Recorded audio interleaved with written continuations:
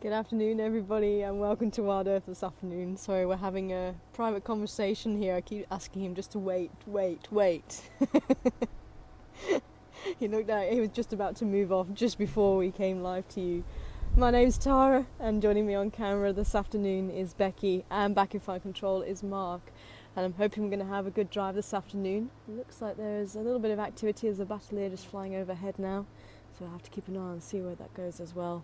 But hopefully there was going to be some activity. That the animals did start waking up a little bit late this morning. We had probably about an hour and a half where there was no animals at all, but we had a wonderful time with the birds. So there is still a lot to see, even if there's no animals around in the bush. But let's have another look at the male giraffe before we head off and see what else we can go and find in the African bush this afternoon here in Djuma Game Reserve. Obviously he's listened to my pleas. He's sticking around a little bit longer than I thought he was going to. It's quite funny. I drove past him and he stood there. It's almost if he was like, I haven't been seen. Oh, she's just seen me.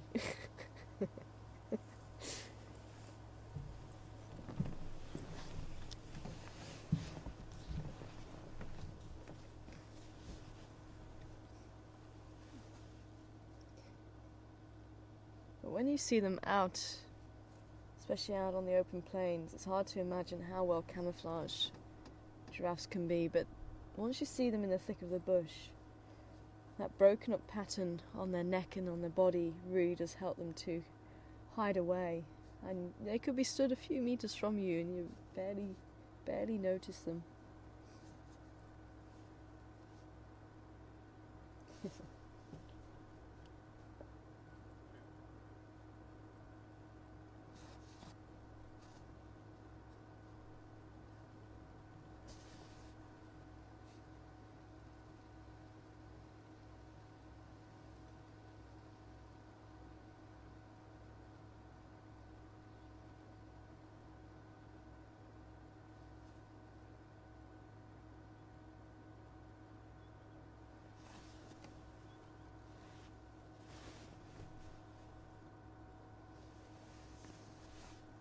Now, if anybody would like to send through any questions this afternoon, please do send them through to questions@wildearthsafari.tv. You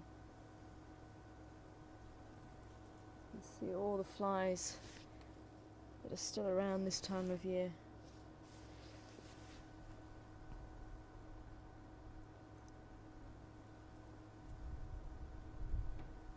And this is a beautiful specimen of a male giraffe. You can see quite clearly, even without having to see any of the genitals,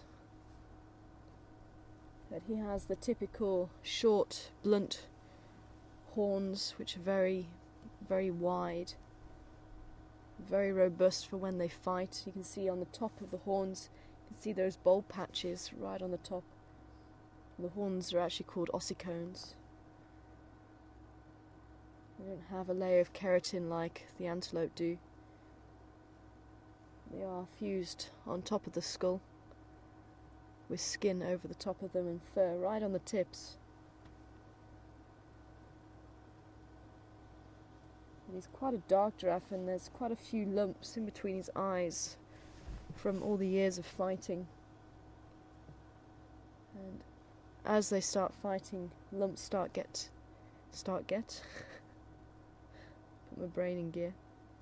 Lumps start forming on top of his head, calcified lumps, which adds to the protection of the skull and the brain.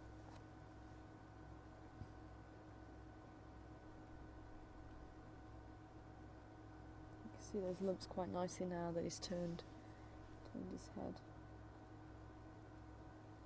And even the darkness. I have seen some very dark females, I've seen some very light males, so it's not always the case that you have just dark males and just light females, but usually it's quite a good indication. But if you put all of that together with the horns and the lumps on the head and the colour of the giraffe, it might just help you to identify it as male or female. Well, the female ossicones tends to be quite thin and long, and because they don't fight, you tend to get females still having the fur right on the tip of those horns or ossicones still intact. Although I have seen the odd bald female, because she's obviously been scratching herself on the tree trunks. And what you do have to remember is young males who haven't started fighting won't have the lumps on the head, and they will still have the fur. So that's where, as I say, it's not a steadfast rule. You can have individuals with different traits. So you look at all of it, and even then sometimes it can be wrong.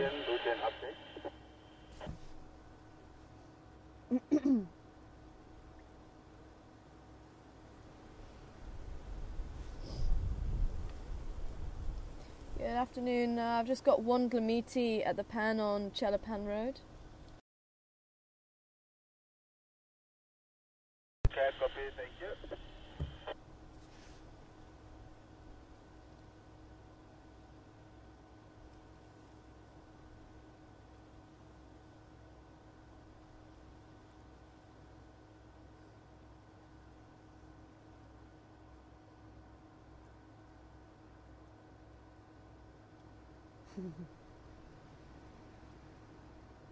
Now, unfortunately, the wind hasn't died down, even though there isn't that much of a nip in the air now, like there was this morning. But it may be just enough just to keep the animals in the thicker parts of the bush.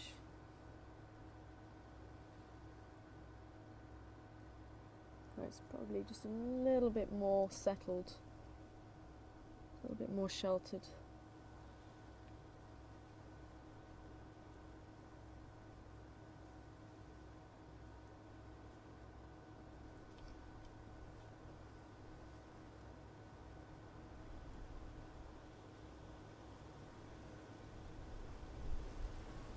Look at that now, just as I was saying earlier, very difficult to see exactly where the giraffe starts and finishes.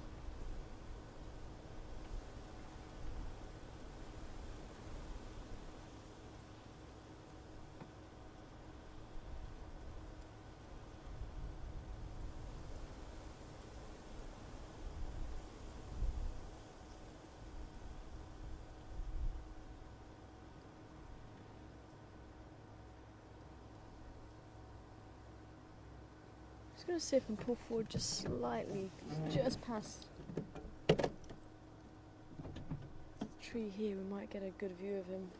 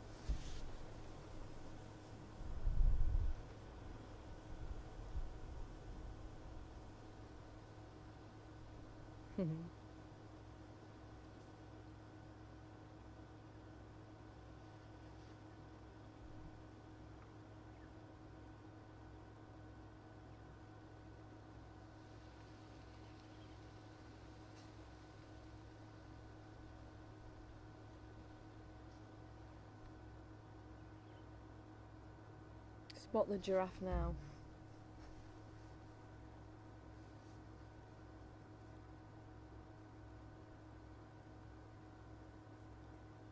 Just about to see the tail flicking.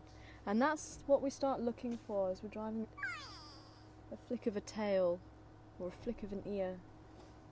Or maybe a tree stump that maybe looks slightly fatter than normal. Or maybe lighter than normal. Sometimes it turns out to be a stick. Or a termite mound, but sometimes it turns out to be an animal.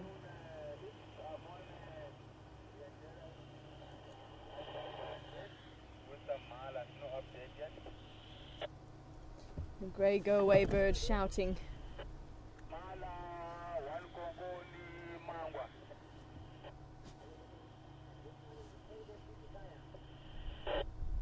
did check this morning. I will come back now and see if I can be lucky.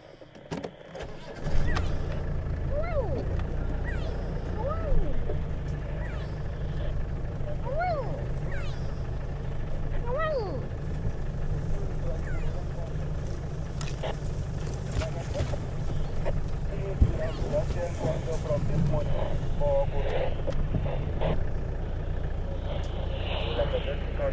the long, long way until care for business. We try to car and maybe not.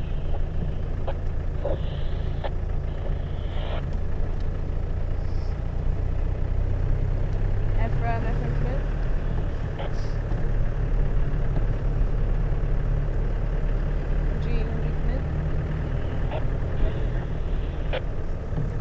I went to the Mbisikai this morning and it was active.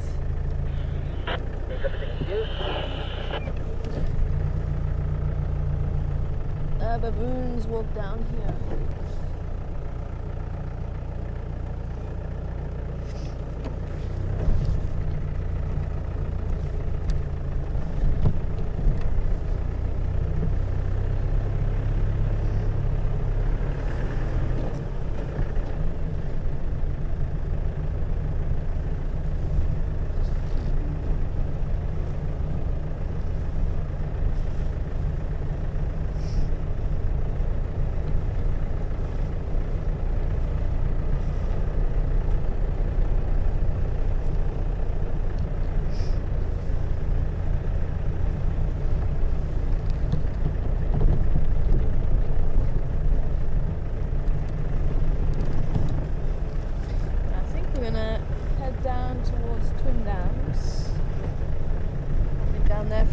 Maybe off into the east this afternoon. Maybe to Buffelshoek down for a little while.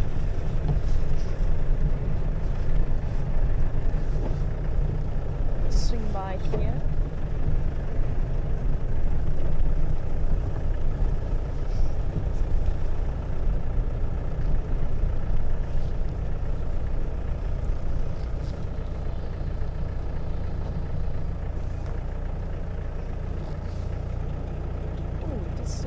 Okay, I'm gonna sneak forward a little bit. Oh, he's gone. Greenbacked herring was around here this morning. I'm still struggling to actually work out where it is that it's coming from. I think it's in between those grasses. It's obviously got a favourite little fishing spot. Oh, hello. I didn't even see me there. There was a water thickening that was on the ground right next to us. Watch us drive next to it. As soon as we stopped though, we realised we'd been spotted.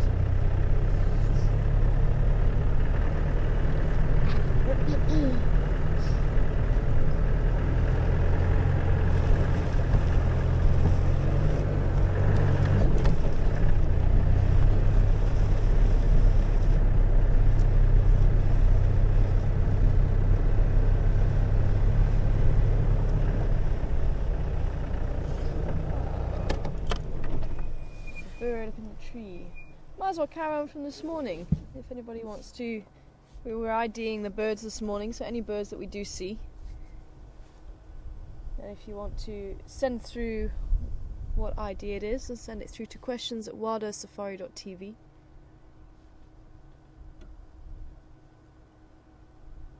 And send in the subject line what bird it is.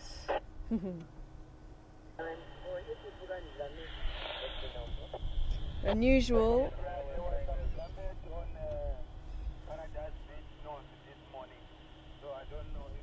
Unusual, it's actually on its own. It's usually part of a group.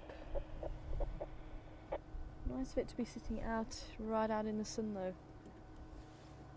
Airfrown, do you copy me? I'm good. Can you let Ephraim know there's one little meeting next to The Pan's on Chelapan Road. You said you have got 2 Misi down by Chelapan Road. A negative, 1 Tlamiti on Chelapan Road.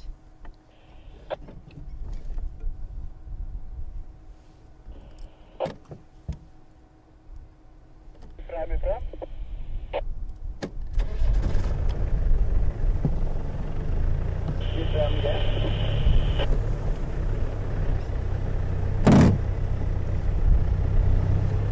And if anybody did see anything around Gowrie Dam today, then definitely let us know as well. Always good to know what was seen.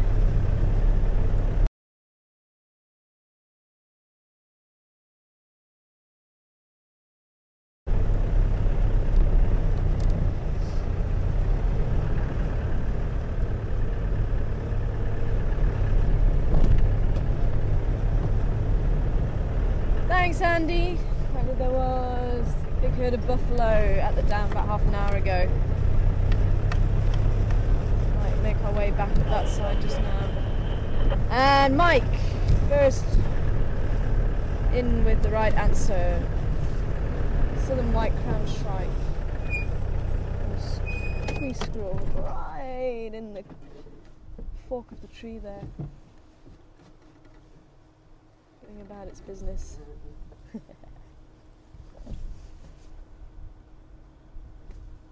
Cute little rodents. Rodents nonetheless. Teeth that forever grow. You have to wear them down and keep them nice and sharp.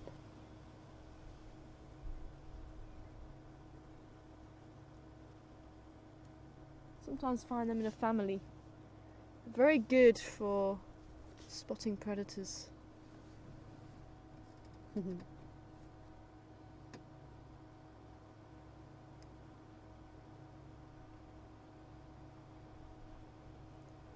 one of the main differences with the rodents is that they lack canines. They're the pointed teeth of most animals. Most animals have them. The rodents actually lack them, and they have a big gap between the incisors, the front teeth, and the premolars, the back teeth.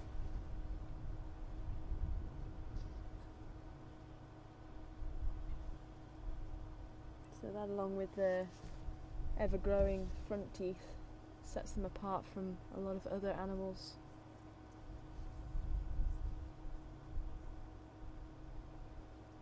It's quite a big family, actually. You've got the rats, mice, squirrels, porcupines.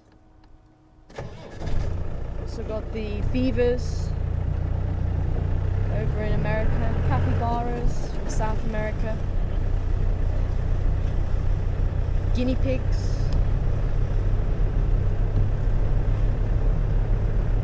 capybara being the largest rodent on the planet. Looks like actually an oversized guinea pig. Got slightly webbed feet. They kind of hold the same role, I think, as the hippo here in Africa. They tend to be quite aquatic.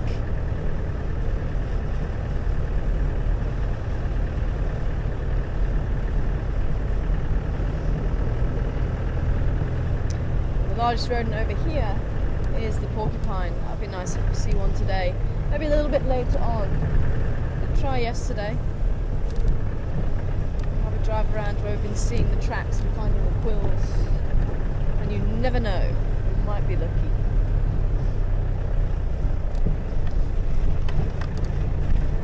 And porcupines always seem to be in a bad mood. Maybe it's because of what they eat. Who knows? Maybe it affects them. Maybe it doesn't. Maybe they're just misunderstood.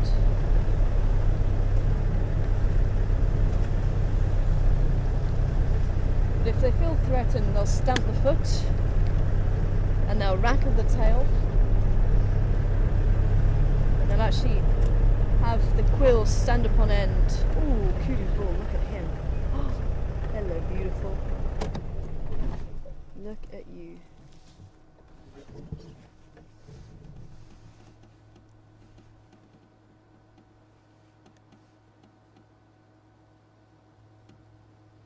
actually got quite a dark face.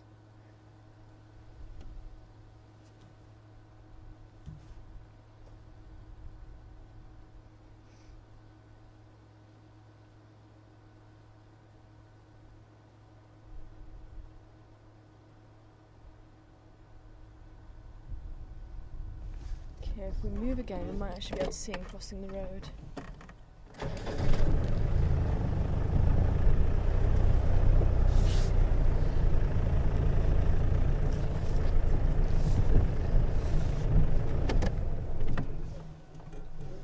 No, he had other ideas. I don't know if you saw that white tail, flash of white. If there's any other kudu around, acts as a warning. And the rest of the herd can also follow where they've gone.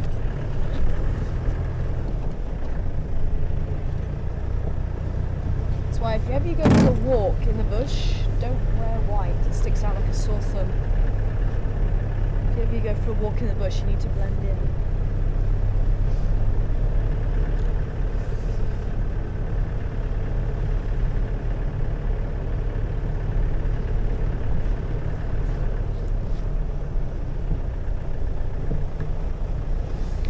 White animals don't tend to do too well in the bush. There are some advantages, there's also a lot of disadvantages. Even white lions struggle. We've actually found if white lions are in a pride, they'll often go and roll in mud to try and cancel out the white colour of their bodies. Quite amazing when you think about it.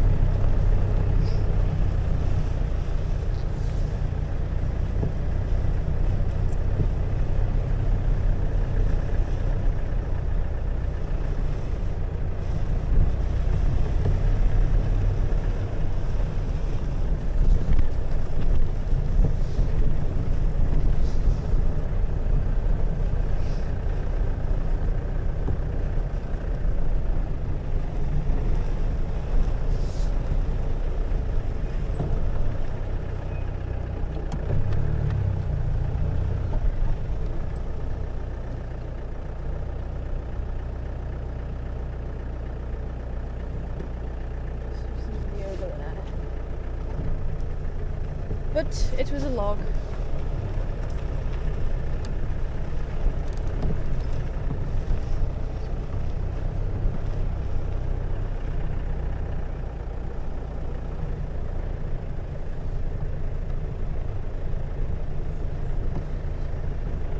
Hi, Liv.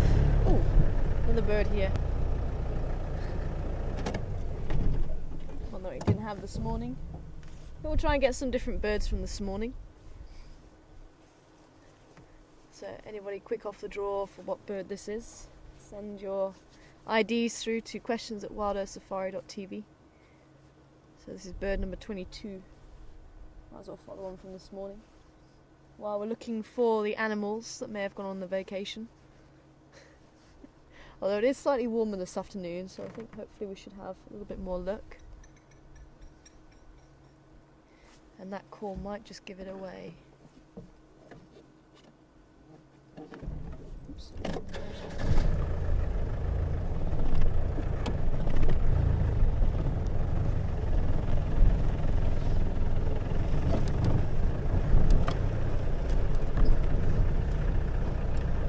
Oh, we have a hippo.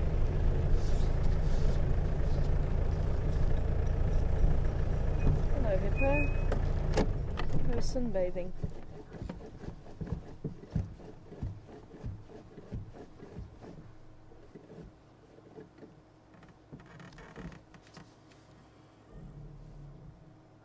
Liv, wanting to know, are cheetahs rare here in Juma? You've been watching for a little while and you haven't seen a cheetah yet. And we traverse probably about 800 hectares to 1,000 hectares, depending on the weather and how good the signal is.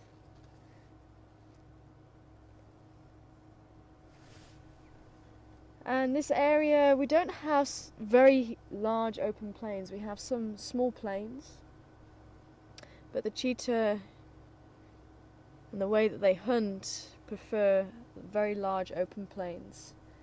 And they do hunt fairly well in this type of terrain, but not brilliantly. They're more adapted for the speed, and they need the open areas to get those speeds up.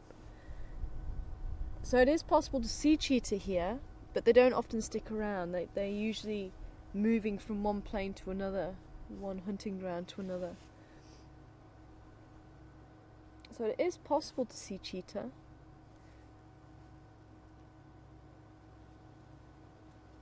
But we don't see them as often as, say, the leopards.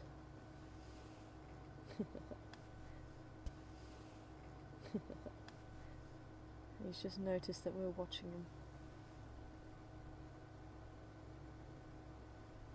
him. Probably a bull, this one. The females tend to be in family pods or rafts.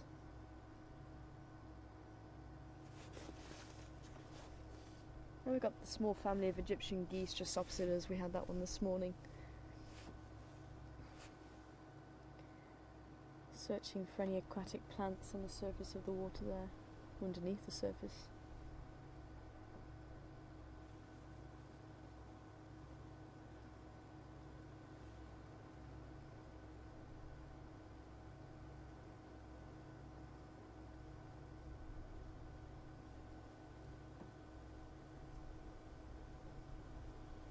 And they should be coming up for flightless molt soon. It tends to be around the winter time. And that's really the only time you'll see Egyptian geese tolerate each other, because otherwise they tend to be highly territorial. But during that flightless molt period, you may see them congregating together for safety in numbers.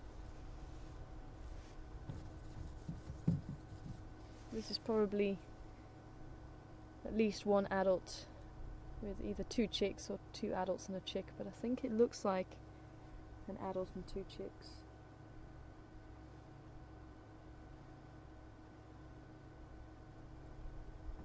They'll be chased away soon.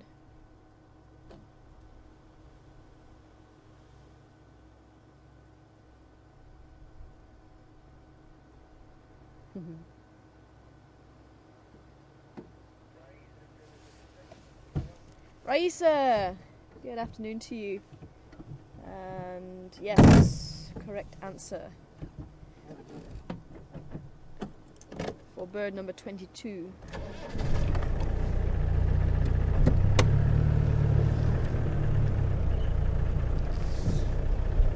Blacksmith lapwing or blacksmith plover.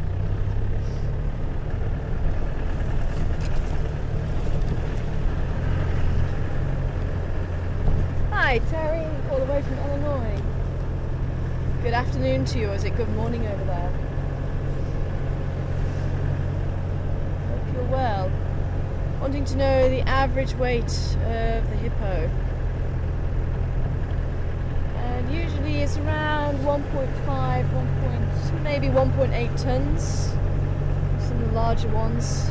1.5, although some of the big males have been known to reach weights of about 3 tons. And this is where it gets a bit confusing as to whether the hippo or the white rhino is the second largest land mammal after the elephant. But the average weight of the rhinos tends to be about 2.5 tons. That tends to be normal, whereas the hippos, you get more individuals around 1.5, maybe 1.8 tons. So you get maybe 1 or 2 individuals about 3 tons or reaching that sort of size. So it depends on which book you read as to whether they are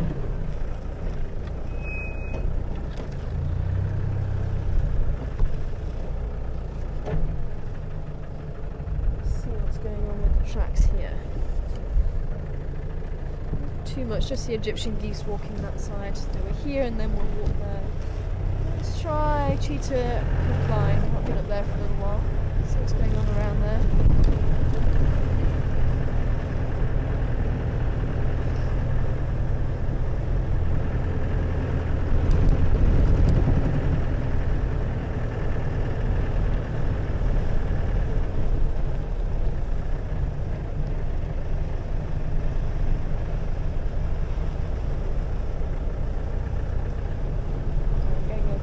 break up here.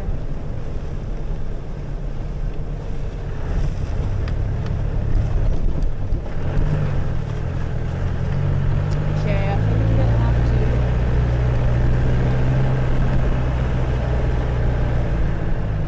to stop here for a second. Don't go away. For some reason, I'm gonna have to put a little bit more, I think, fluid in the Gunda. Which we did at the start of drive, so I'm not too sure exactly what's going on. So just give me a second.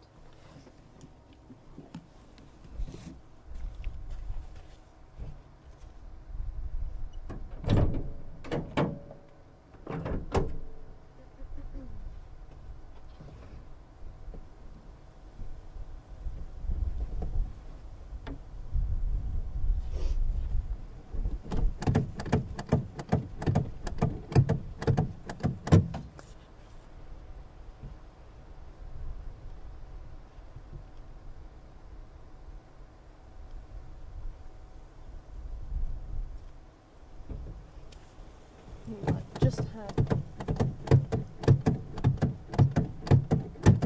a bit of an airlock.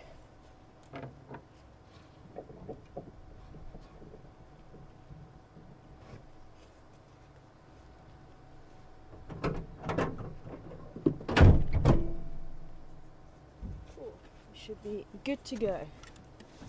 Sorry about that, folks.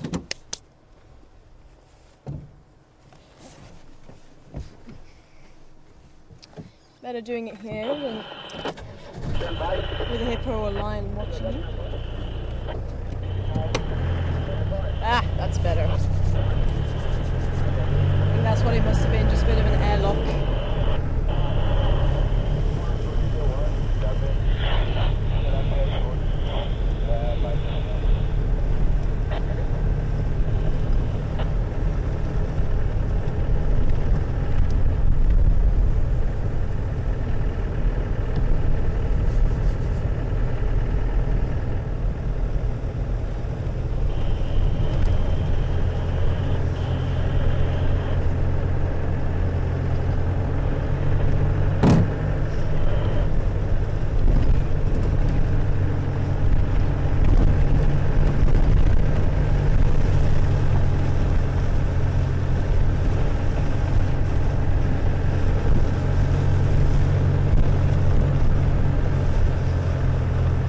Following us on the map.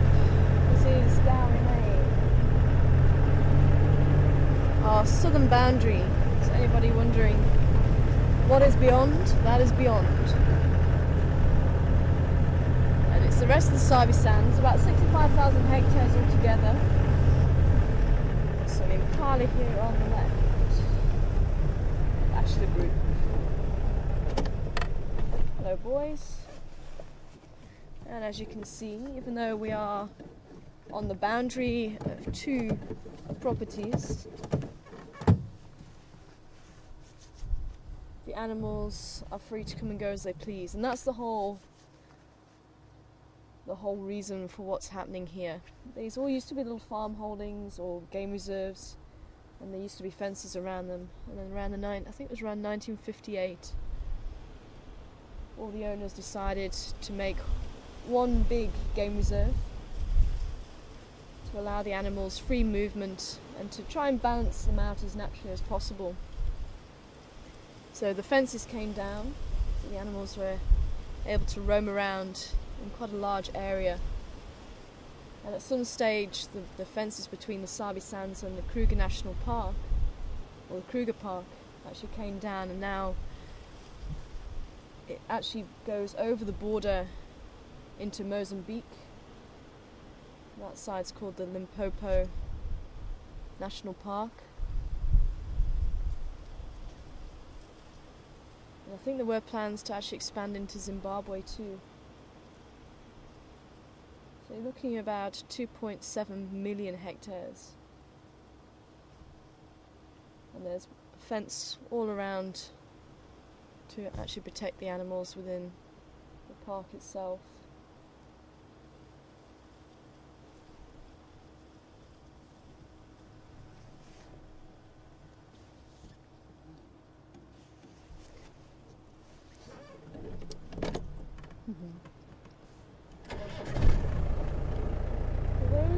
skittish this afternoon. The wind tends to do that to animals.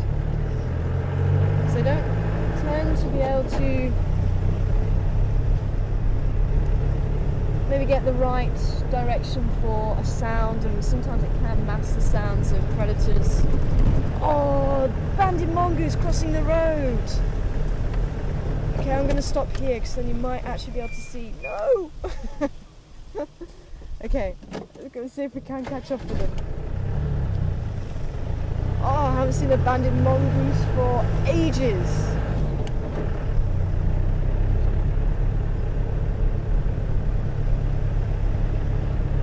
I'm hoping if we don't rush up to them, I'm hoping they might just stick around. Oh, there's one. Please be some more on this side of the road.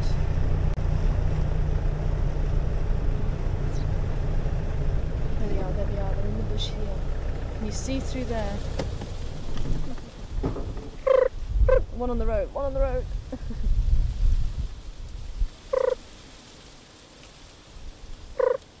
There's a couple more, Look on the road.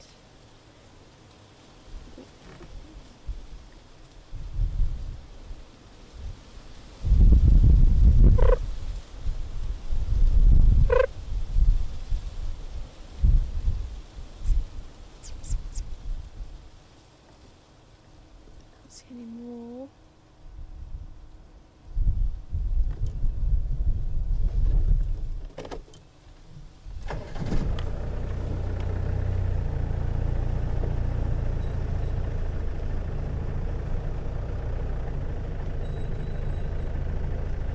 You see, quite a lot bigger than the dwarf mongoose.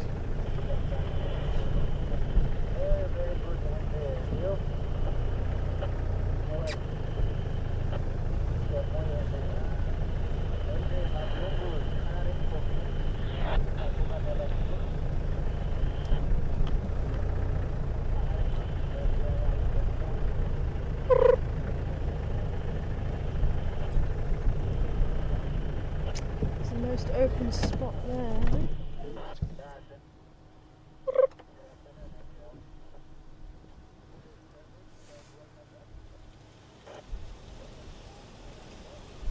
Actually, the banded mongoose are the closest looking to the meerkat.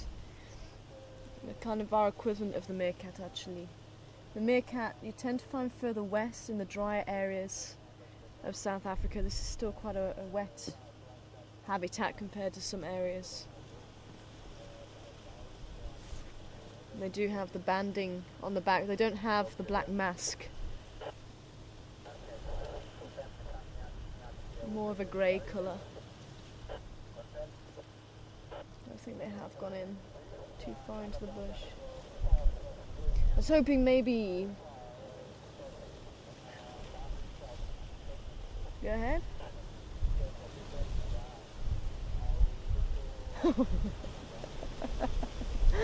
Well, I might not be able to speak mongoose, but apparently I speak Jennifer's cat.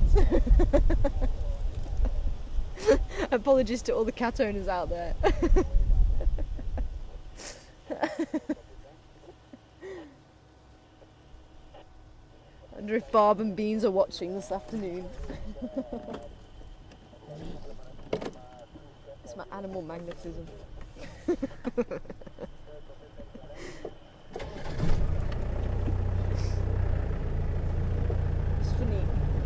I think there must be a different dialect down here, because where I used to work, the mongoose used to stop and have a look. Although I think the first ones did. Like, what on earth is that strange thing doing? Is she actually trying to talk to us? Well, never mind. I also know they're around though. It's been ages since I've seen them. It's probably Bibin. So this is how excited I'm getting. It's probably been about 9 months since I last saw the banded mongoose.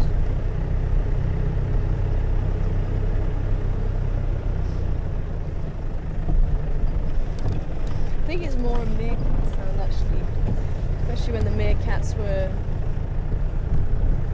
busy looking for food. They sort of make this very quiet while they're scurrying around looking for things.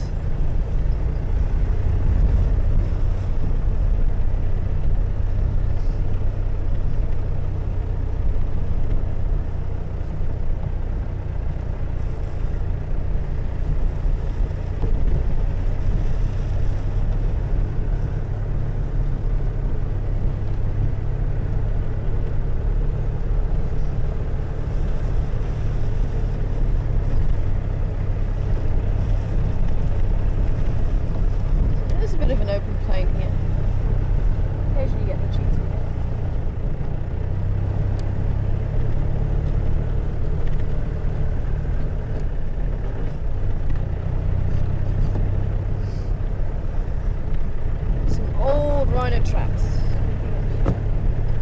I still don't know where the 6th rhino went from Gary Dam. It is a mystery. It's almost as if it just vanished into thin air. Either that or the buffalo wiped the tracks out, one of the two. Or they wipe their own tracks out. Sometimes I wonder if animals actually do that. Like, you'll be trying to track an animal and then all of a sudden you can't find where it's gone. It's almost as if they've kind of like, oh, look, let's see if we can confuse them and push it up behind them.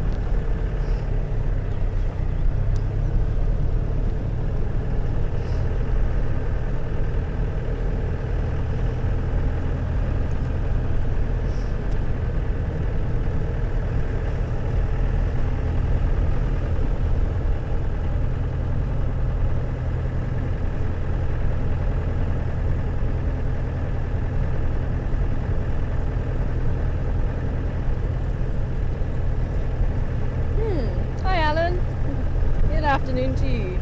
Good to hear from you. I've been trying my bird calls. Keep trying. I wonder if I can explain the scent marking of the cats because they seem to urinate and spray at the same time. You know what? I've never actually thought about it, Alan.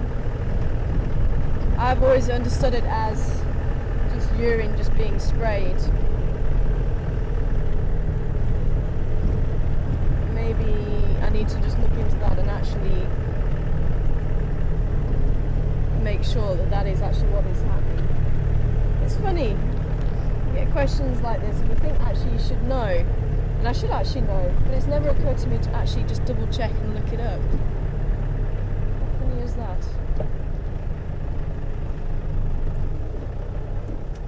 You get this little bird just here, don't fly, stay there.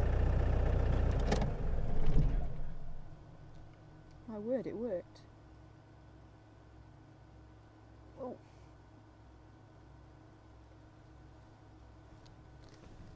Okay. This will be bird number 22. Okay, I need to swivel the camera around this way. There's another one sitting on the ground, and the two sitting on the ground.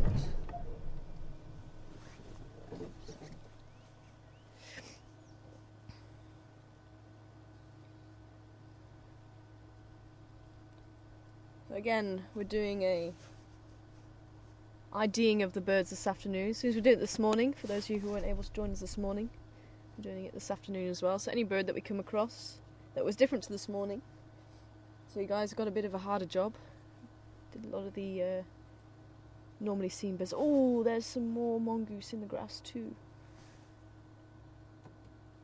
Dwarf mongoose this time, a smaller species.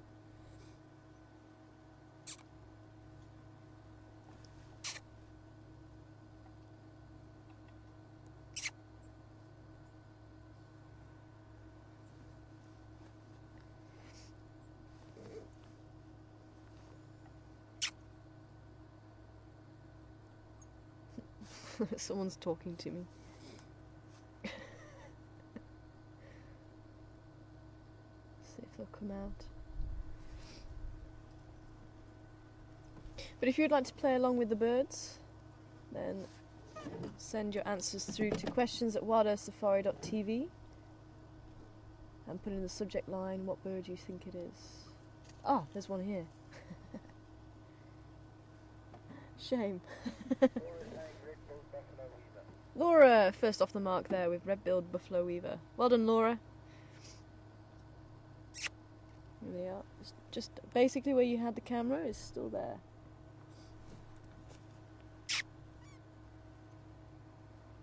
Yes, we can see you. Hello. So probably about half the size of the banded mongoose that we had crossing the road earlier. And all one colour. And the two mongoose that we have here that are gregarious, they live in families. Nope, gone. Not a very sociable family this side. and we don't see as many vehicles.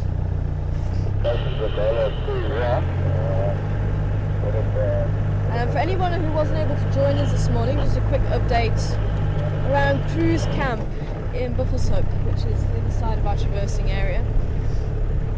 The 2 female lions with the 4 cubs from the Onkelheimer Pride were responsible for bringing down a wildebeest yesterday.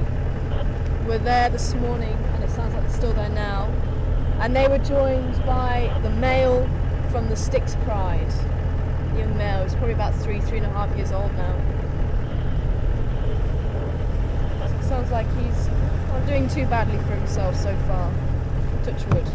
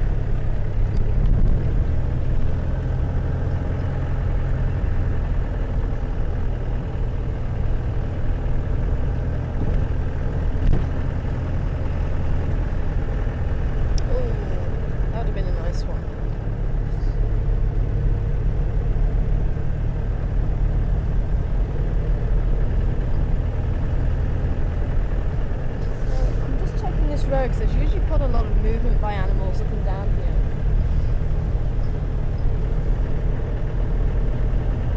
I think everybody else had the same idea this morning, so there seems to be any fresh tracks over the tyre tracks from this morning.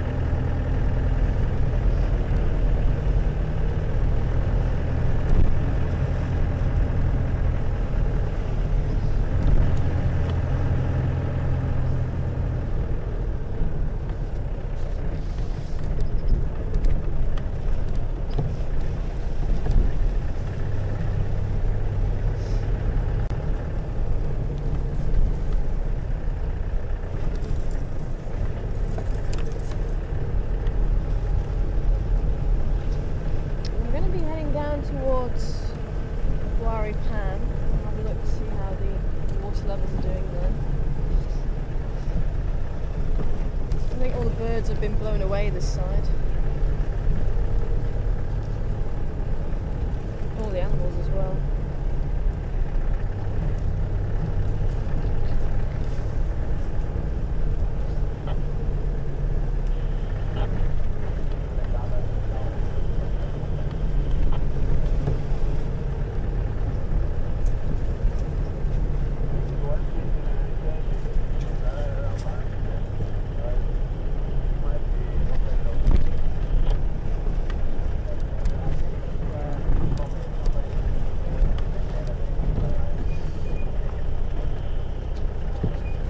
No more water here at Quarry Pan.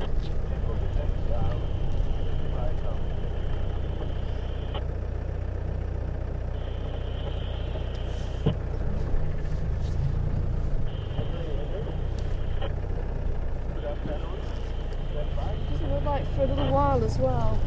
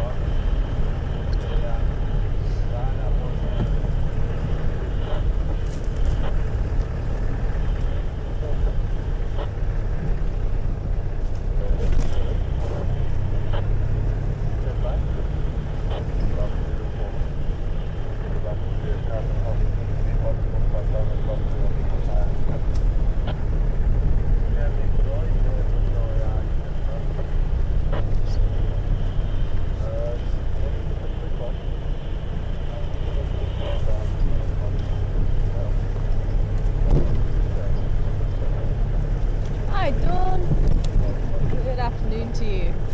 Wondering how big a traversing area we cover on the safaris. And when we have good weather, we cover probably about 900 hectares. We can probably drive about 1,000.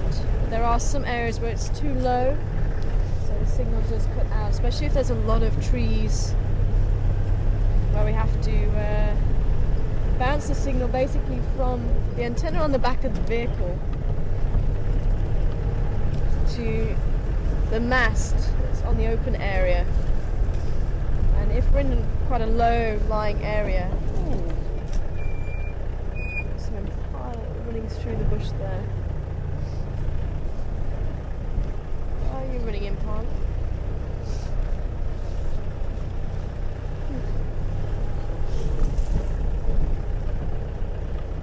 We are in a low-lying area, which tends to be further on the west. You'll notice if you have the map, you'll notice we don't really mention Triple M too much.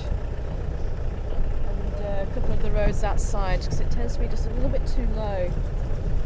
And we tend to get no signal there. Although occasionally if we stand still there, sometimes we will get if the weather's right and there's not too much in the way of vegetation. Comfortably around 800 hectares or so.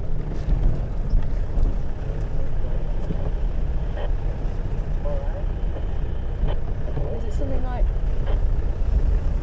just over or just around 2.2 hectares to an acre, is it? Something like that. Or is it the other way around? 2.2 acres to 8 acres to a hectare. I always get so confused when it comes to things like that.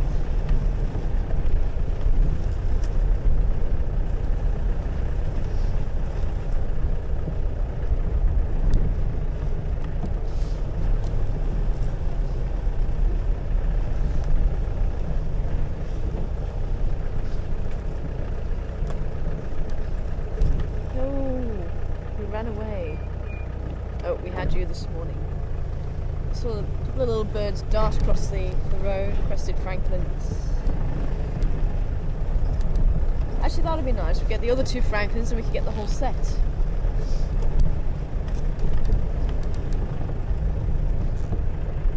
Okay, what have we got here? Sitting in the road. Piece of dung trying to look like a bird.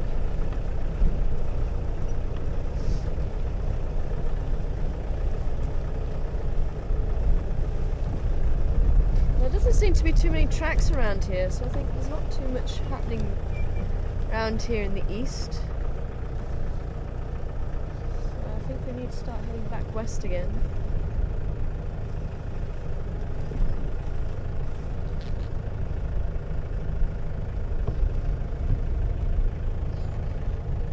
Looks like elephants have been down here drinking though.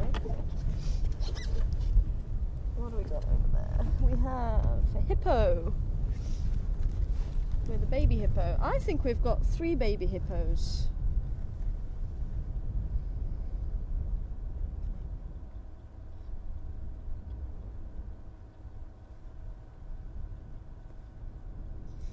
Does that look like quite a young hippo there?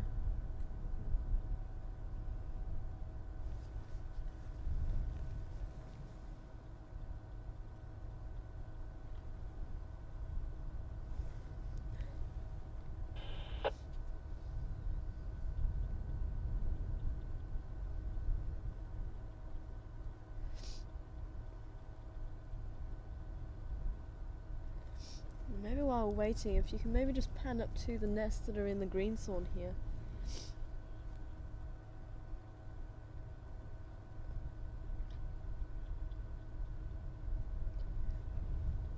There you go. I said the other day I'd try and show you a buffalo weaver nest. And that's the makings of some of the buffalo weaver nests. And that's the red-billed buffalo weaver we saw just a little bit earlier. They make these quite large nests, and they're actually communal breeders. And each nest will probably have around 10 nests within one of the stick nests. Or each bird will have about 10 nests. And each bird will actually protect his nest quite vigorously. As I say, they will breed together, and they will build the nest together for safety in numbers again. Wow.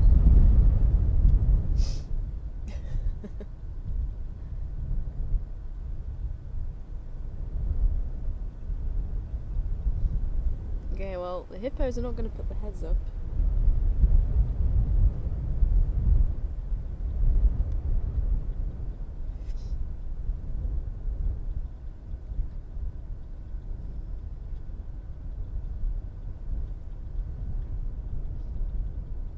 Okay. Is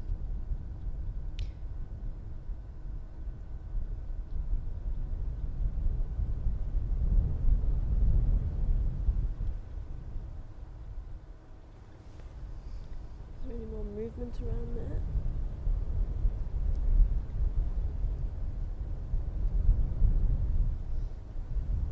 Not quite. Very still. Oh, nearly lost my hat then.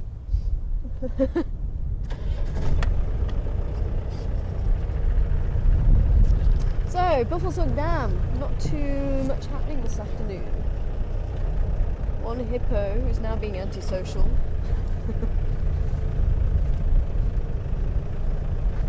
Looked like there was a baby with her.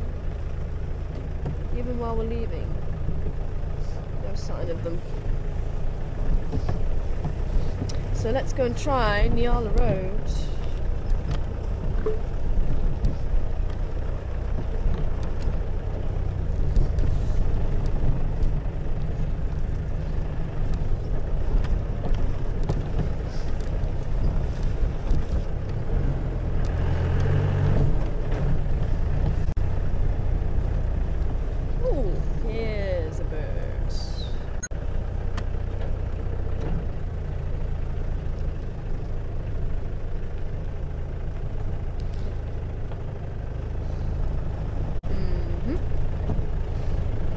Stay put.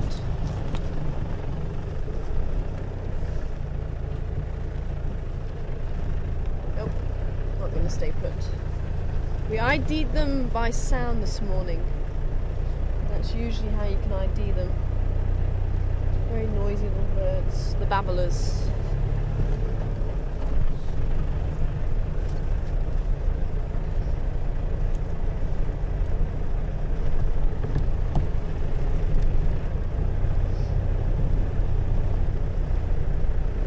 amazing at how quickly the bush is really starting to die back now. It really is. See much further into the bush already.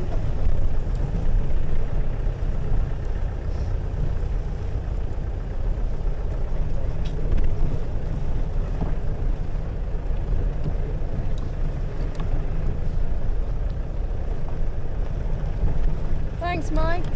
2.47 acres to the hectare, apparently. Oh, we're going to change batteries. Don't go away.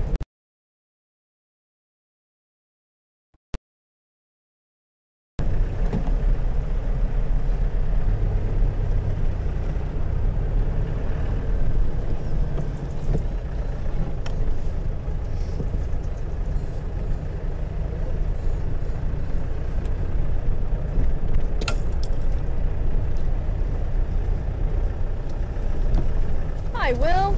Interesting question there. Sorry, William. Oh.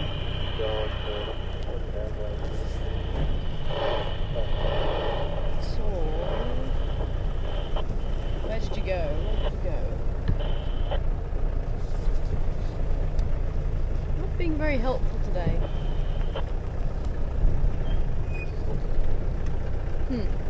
Okay. Birds that we didn't see this morning, not wanting to stick around. Okay, let's keep heading west.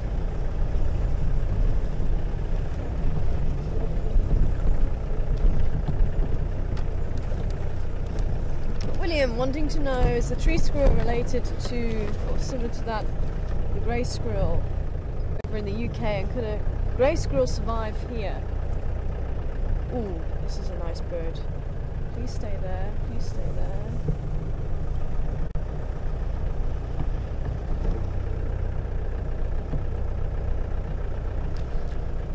There's another bird. Let's live as families.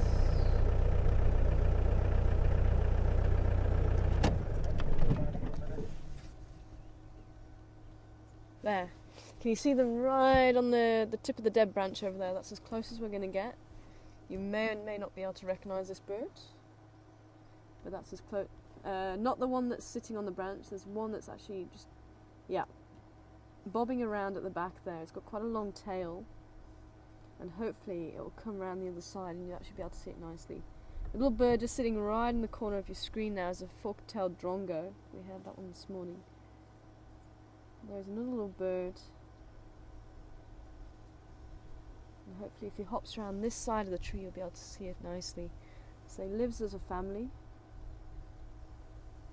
You can see that curve, just about see the curved bill there.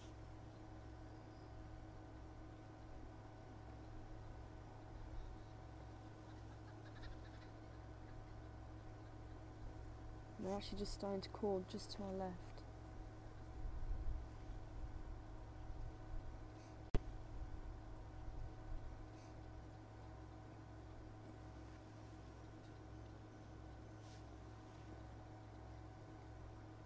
There he goes. It's bird 23. Oh, there he is. Yeah, still there.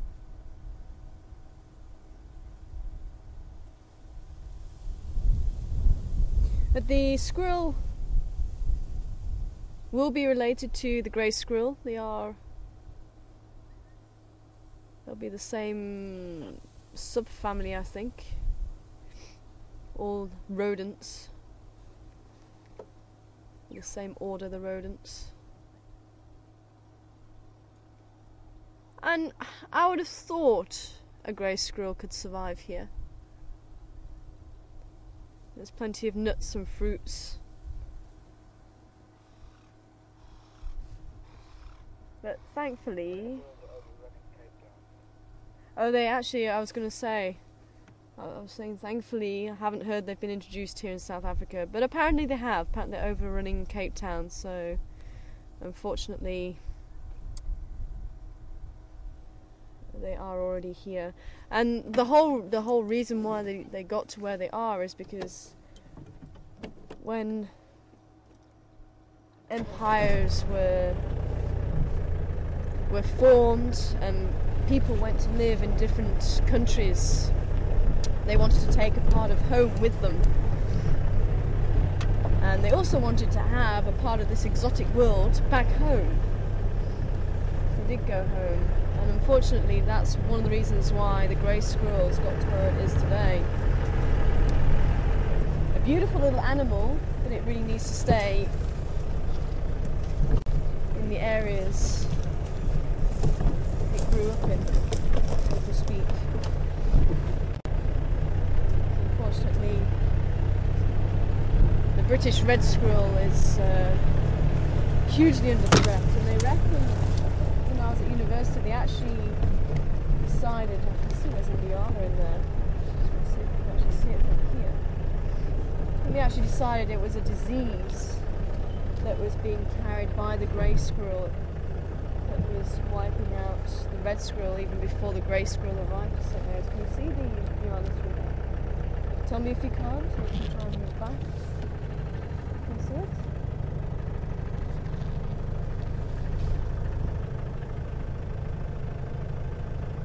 Can you see it now? Not really? Yay, no? No?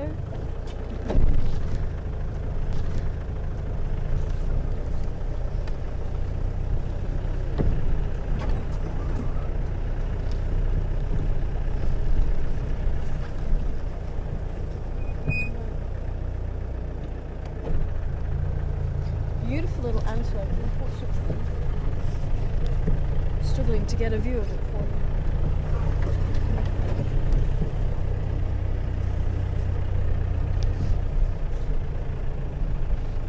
Just on that little point.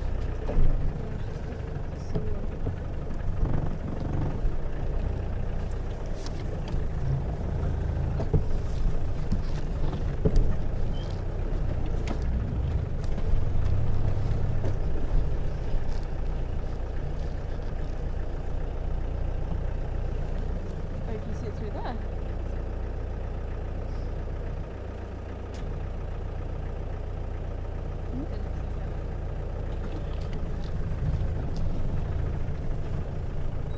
Through there.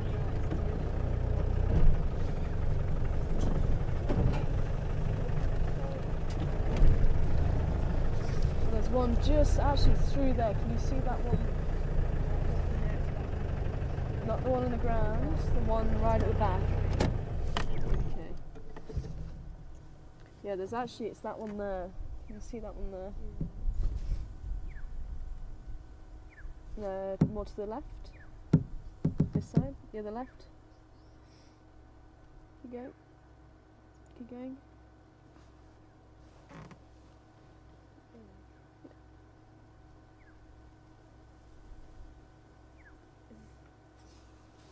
There's one further up to the left, there's the big tree. And if you go further left, there's one halfway up the bank there. Can you see him?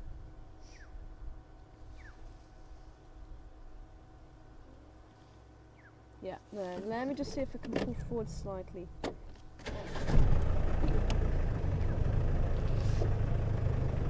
No, now you won't move. Okay, they are just in just a little bit too thick a bush. Can't quite get the vehicle in there.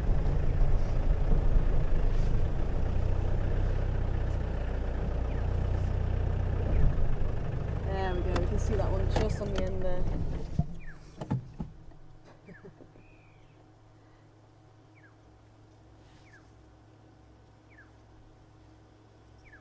There we go, female Nyala. Oh, that's what she thinks of us.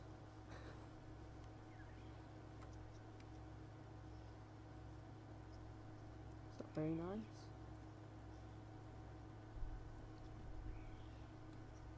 Be more likely to find this species of antelope actually in the bush, whereas the impala you'll find more out on the open plains as well as in the bush, and that's because they do tend to eat both the grass and the leaves, and most antelopes will actually eat one or the other.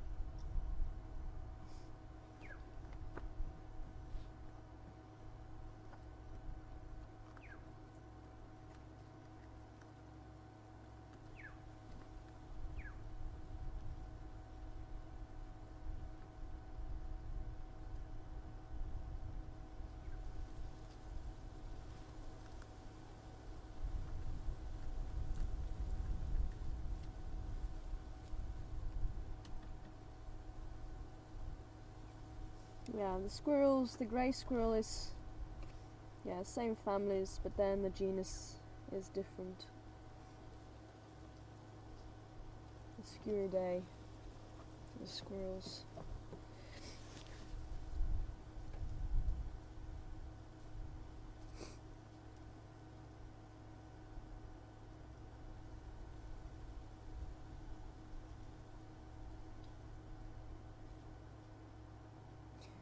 And the Nyala are mostly browsers. Well, they may eat a bit of grass during the rainy season. It's highly nutritious. I think she's actually eating a few of the dead leaves there.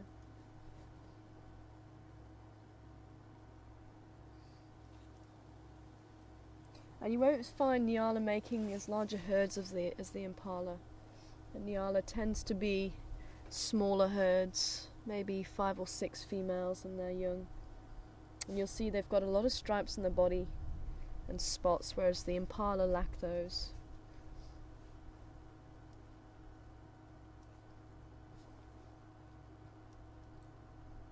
Bushbuck also, you won't really find bushbuck having stripes. Apparently they can, but it's very...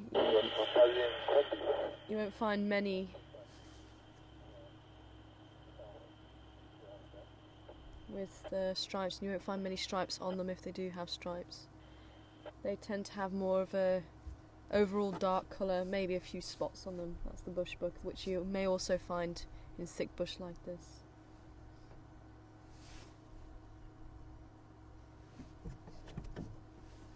The female Nyala. Finally got there.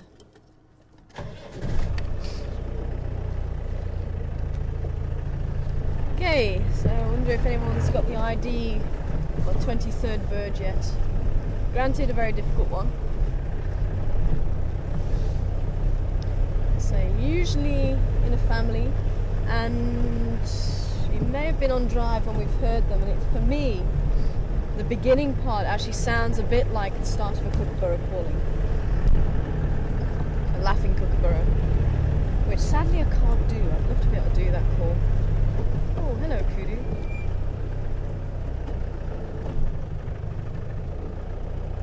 Well, Laura, very good guess.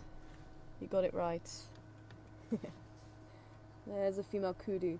Now, female kudu are probably about twice the size of the female Nyala we've just seen. It's quite nice to see, because this is another antelope you might get mixed up with. Also, quite large ears. But more grey and tan colour rather than the deep chestnut colour.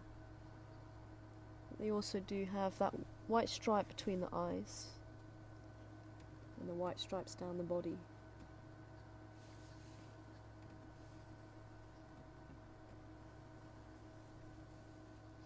And usually also make small herds.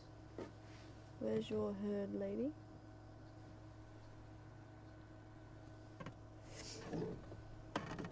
Gone. Oh, you are there.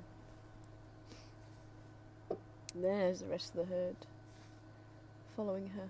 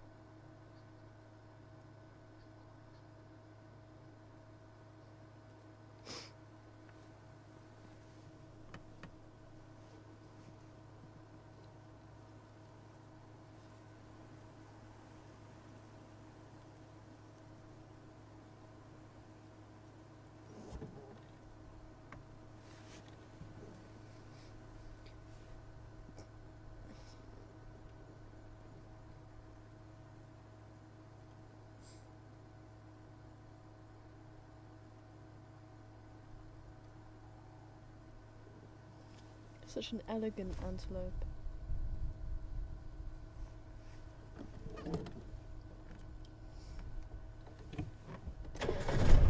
coming back with the right answer, even though it was a guess. Very good guess. Green wood hoopoo. I think it used to be called the red-billed wood hoopoo.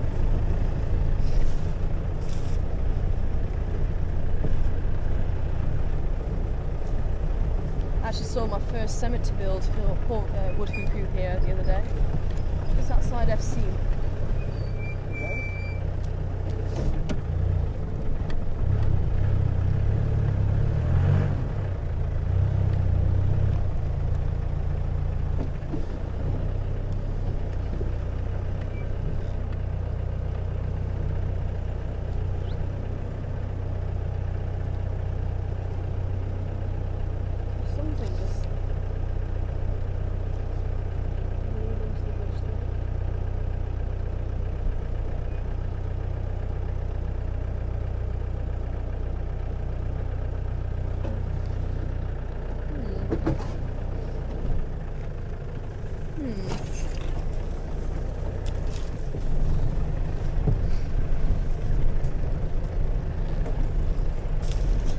Moon just out the corner of my eye. I think there was a log that I drove over.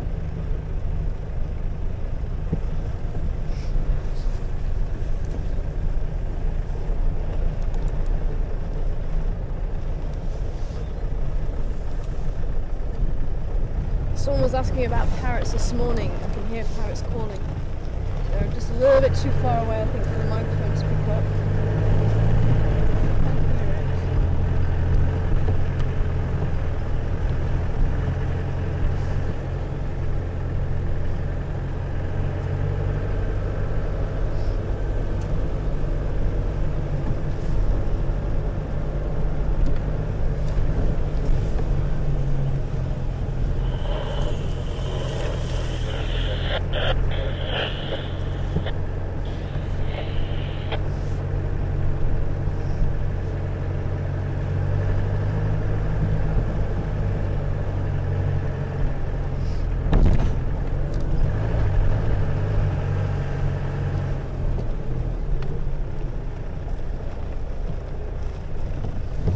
Hi Johnny, good afternoon to you. Wanting to know the baby hippos in danger of the dominant male hippos at Juma Dam. And they could actually be. They found that Siblicide. No, not Siblicide. Which one am I after? My brain is going on shutdown this afternoon. Maybe someone can send through the word. Oh, there's a bird. You get that bird in the tree, sitting right on top of the tree there. That's a good bird to have. Bird number 24. What bird is this? Wrong tree. Yeah, that one there.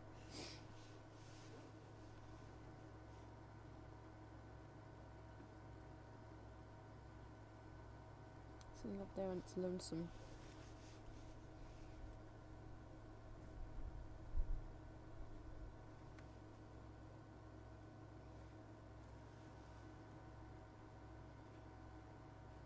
So again, you want to play along? ID the bird.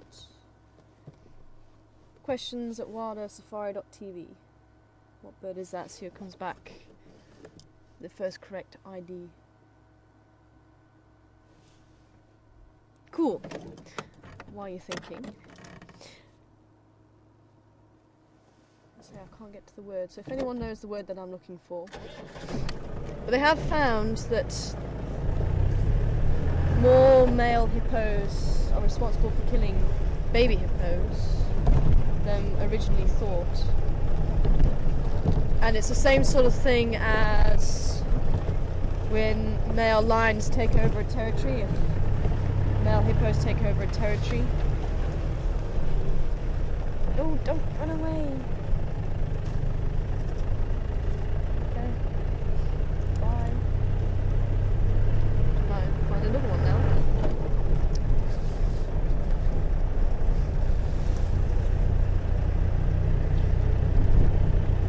And if they do take over a territory and there's youngsters that have been born to other males, they're more likely to kill the youngsters, so the females will be ready to breed a lot sooner than if they allow the youngsters to grow up.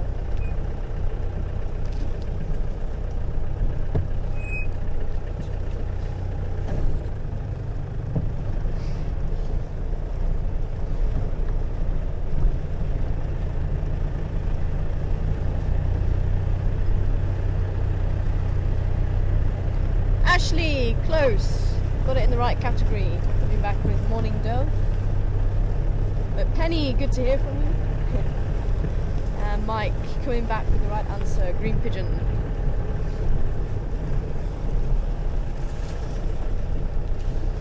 It was a green pigeon.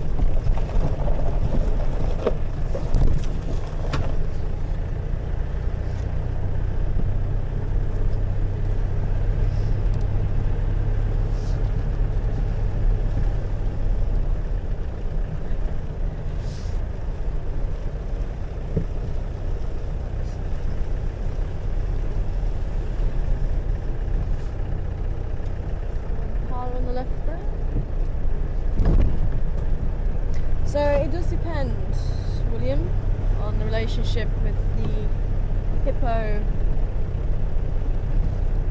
and the babies. And I think it was the Roman-nosed hippo. There's a hippo that's got a very distinctive slanting nose. I nicknamed him the Roman-nosed hippo. And I think he mated a little while ago with the females. I wonder if he's the father. This other one. And they've actually found that baby hippo get in the way, sometimes in the way of the males wanting to mate again, sometimes they will kill them. It's quite a dangerous time for them.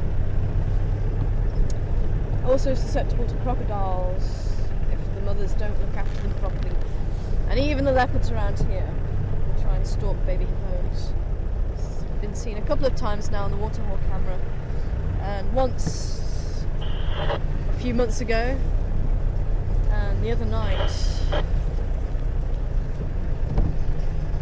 3 or 4 days ago, it was seen.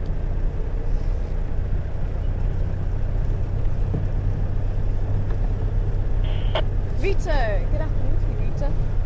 Rita wanting to know, do we add any water in times when it's a bit low? We try not to, Rita. That's part of having the game reserve. We try not to interfere, we try not to tip the balance in favour of anything. I think there was maybe one year when there was a very severe drought and there really wasn't any water to be had. And they did pump, there's a little pool right next to Gowrie Dam that they did pump some water into. They do try not to interfere, say as much as possible. And I think they've actually tried doing that in Kruger now. I think there were places where they did pump and now they're trying to stop doing that.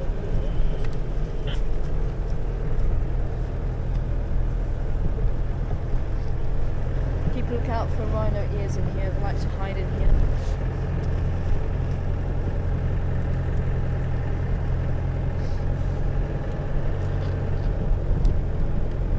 Okay, let's try Treehouse Down then, and then we'll head up towards Gowrie Down. I'm still convinced there's something up and around there.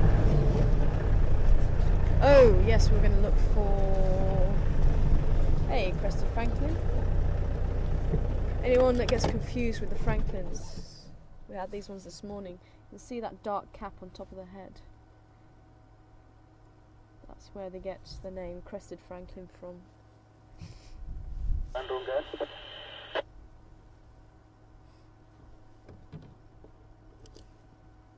Time for a dust bath.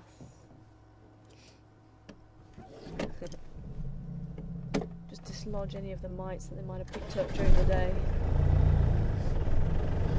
As they go around on the ground foraging in between the grasses.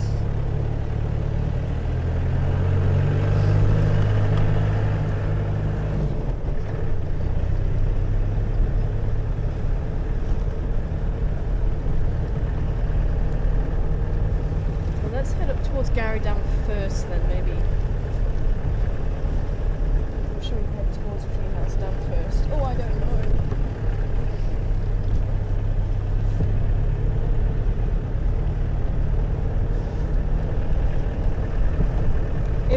infanticide, that's what I was looking for. There's another bird on the ground there. You see him right in amongst the grass, just opposite us. No, come here, come here. No. There he goes.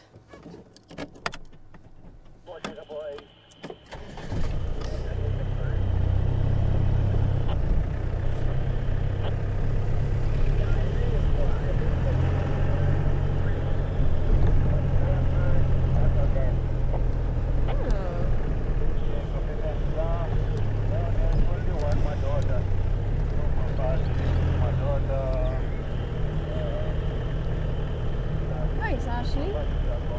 But I think I might have to have that said again. I was listening. Oh, there's the giraffe. So infanticide, the correct definition is infanticide is killing of a youngster under 1 year old. There's our male giraffe again. Prolicide is the killing of offspring, so that would be if a parent kills its own offspring. Oh, filicide is killing its own child, sorry. Parent killing its own child, filicide.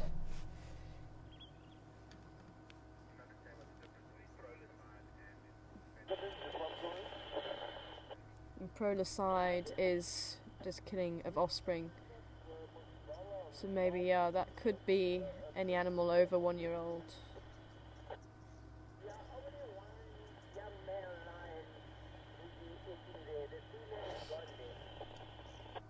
Got the red-billed oxpeckers.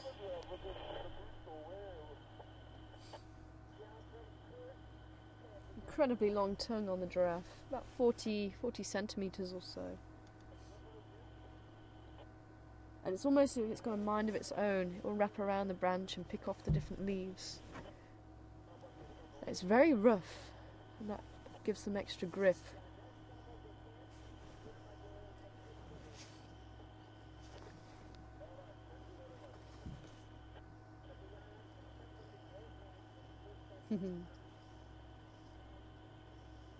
Those oxpeckers having a field day.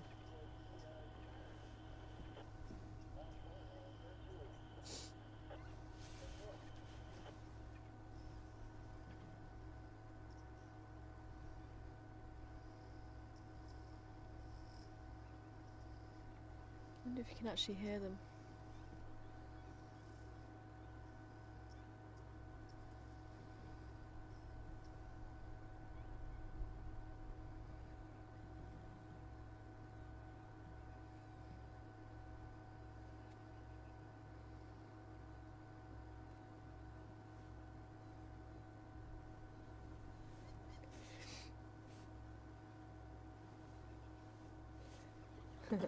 Cool, well, let's carry on.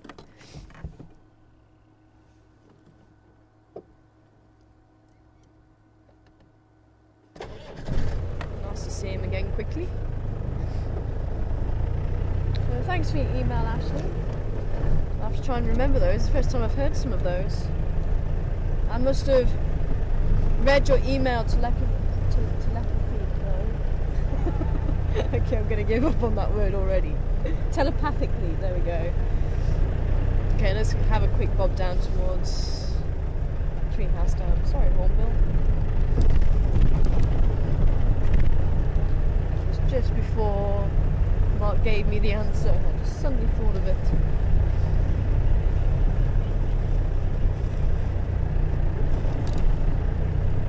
And thanks, Angie. Also sending through infanticide. Don't just hate it when that happens. You're looking for a word and you just can't put your finger on it.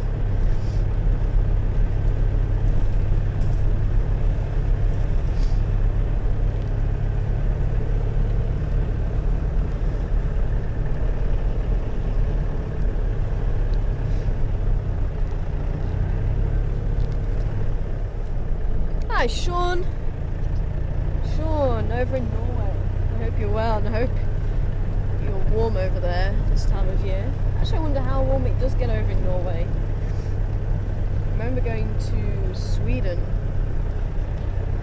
during the summer. It was actually quite pleasant, I seem to remember. Good afternoon, Impala. Same bird I think that we saw a little bit earlier.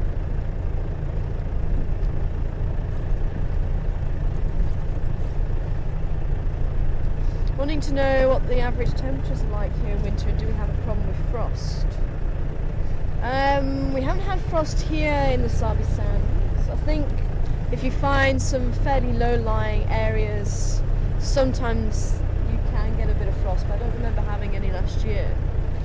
But certainly in the Waterberg where I used to work, we used to have frost there. I remember doing a gain drive -4 degrees, so we actually had a thermometer. So we actually knew it was -4 degrees there. I think we are going to go Treehouse Dam and then come up around Finneman's Cut line, because I think something might happen up by the quarantine area as the sun goes down, so it's going to happen up there.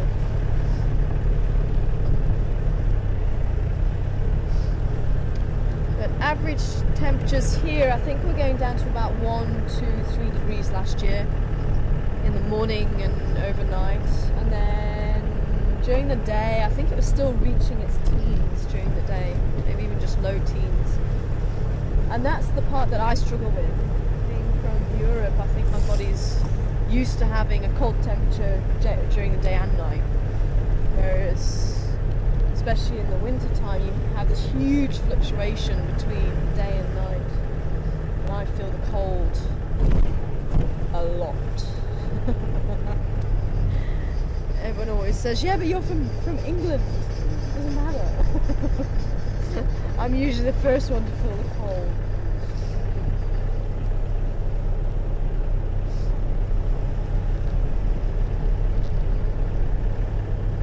But I failed. I said I wanted to... Ooh! Can you get that bird? Okay, it's flying. A bit difficult. You might just be able to ID it. I haven't seen one of those around here for quite a while. Quick! Very quick. Well done for catching it. Bird number 25, you want to give it a go? IDing.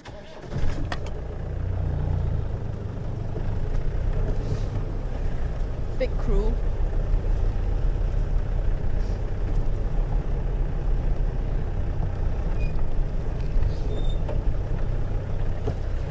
You might just be able to ID it. Who was that? Brutus, is it Brutus? Oh, another kudu. Brutus, I think, saying... Oh, fruitless puppy! There's the kudu. Sorry, kudu. Fruitless puppy, sorry. I'm hearing Brutus. Do you ever get those days when you think you should just go back to bed? So, fruitless puppy. I'm very sorry. Everyone's going to be calling you Brutus in the chat room now. I can just see it. I'm very sorry. He didn't run off too far. Beauty. Hello, mister. I wonder if it's... Actually, it's the same one. It's got quite tightly curved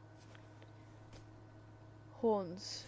Sorry, close together and quite a dark face, this young male. I think we saw him on the other side of Elephant Skull earlier on today.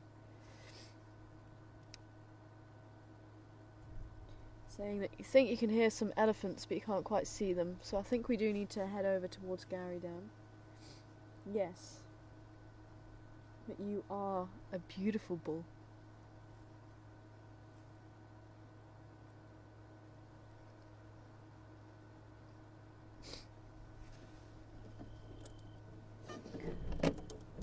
So if you want to watch the Waterhole channel as well, maybe see if those elephants appear. Then it's under Juma Waterhole. We're kind of already committed to having a quick look around Treehouse Dam, so we're going to be a few minutes getting there. Thanks, Fruit, for the update. Appreciate it.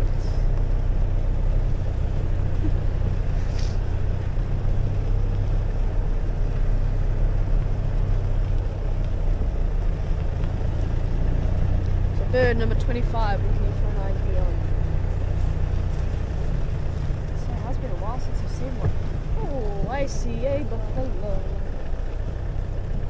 Okay, I need to go on the other side. Let's see if there's any more down at the dam. I know what we can do. Go over the dam wall. And round the other way. And then head up towards Gary Down. How's that for a plan?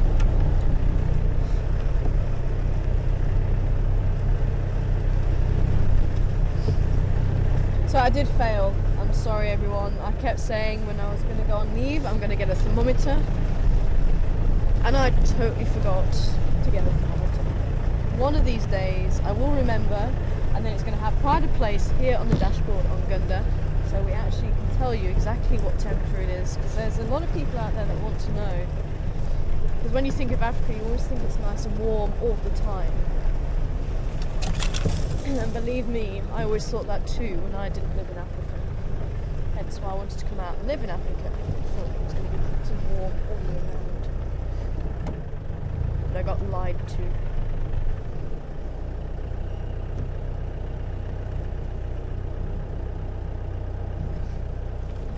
A few sticks looking like an animal this afternoon.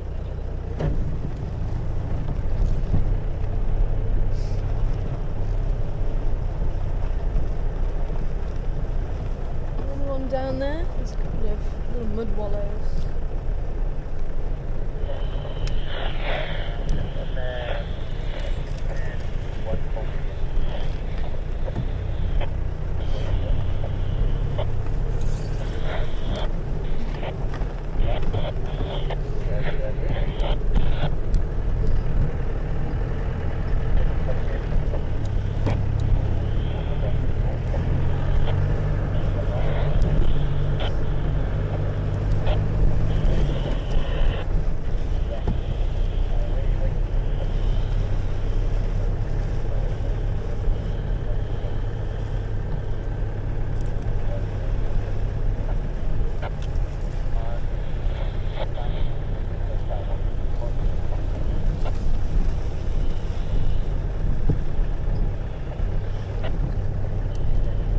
Everyone's waiting to see if Karuna's going to come out. There's a few stations out and about looking for her this afternoon.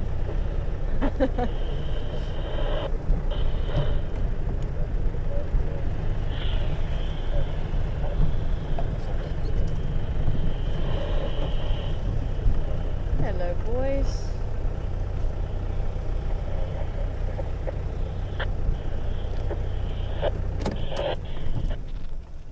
Hello, mister. Looks like a group of old buffalo boys, old Duggar boys.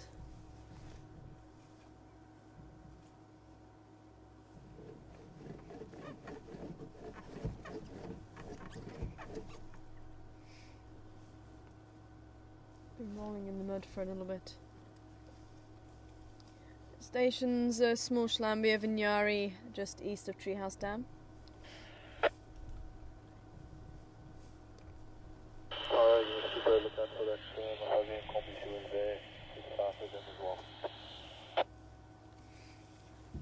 Copy that, thank you.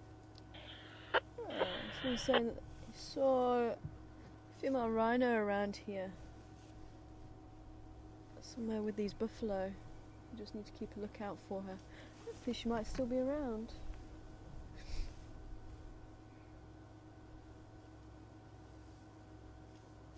Let's see if we can just move up a little bit.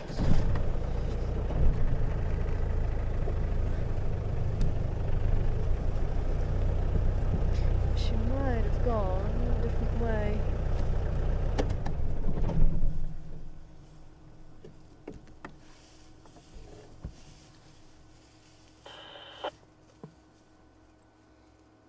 You look like a very old boy.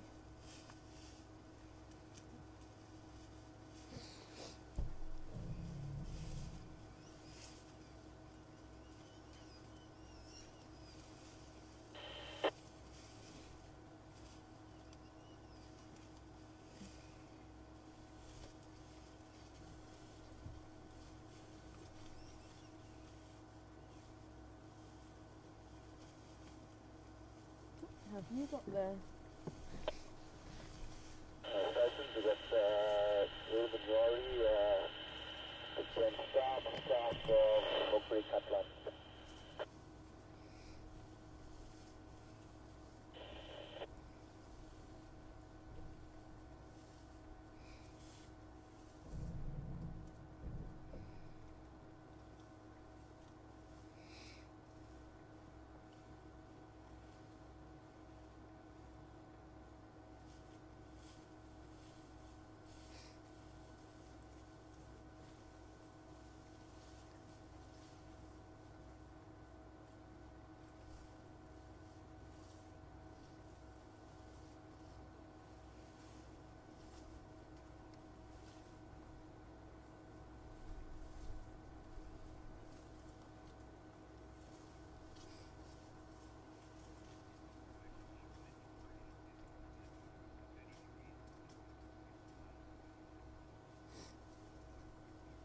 Sure, thanks Sean. I'm sold on the 30 degrees in summer over in Norway, but I think minus 30.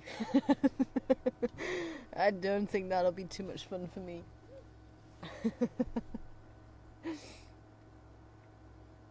In fact, they did have snow in Namibia not too long ago actually. It got that cold.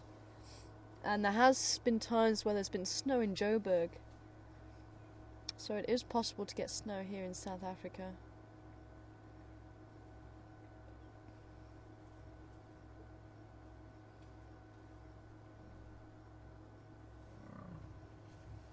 So that's one thing these animals really have to cope with. The extreme heat in the summer, but also the cold, okay, not the minus temperatures, but certainly the cold temperatures in the winter.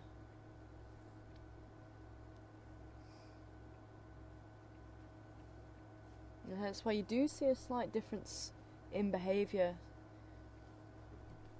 So when you go out on safari in the summertime, and you'll notice that we also go out very, very early, just as dawn breaks. That's when the cooler temperatures are, and that's when the animals are going to be most active. And then as you start to reach even 8, 9 o'clock sometimes, it becomes incredibly hot. Thanks guys.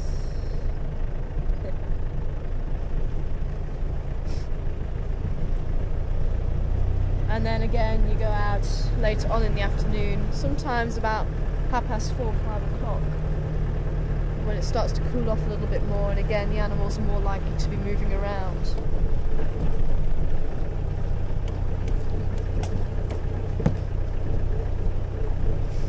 So maybe the rhino might be around here.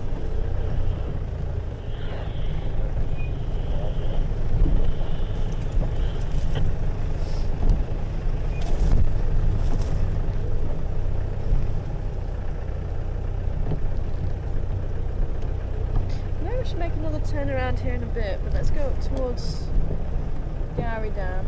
Oh, hello.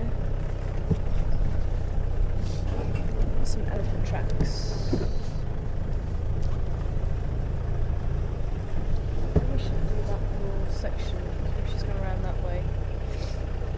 Oh, decisions. No, let's keep going this way.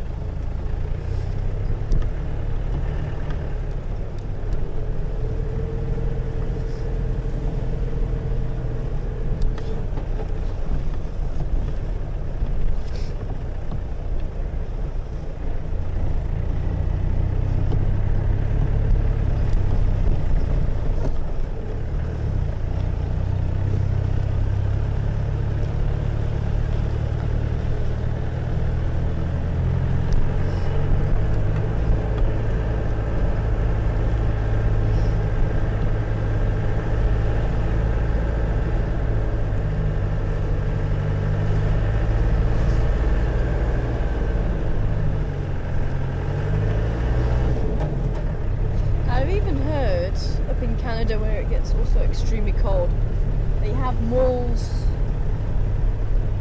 or some form that's underground or something, so you don't have to go out into the cold. I don't know if that's true or not. That's what I've heard. Maybe someone that lives in Canada might be able to shed some light.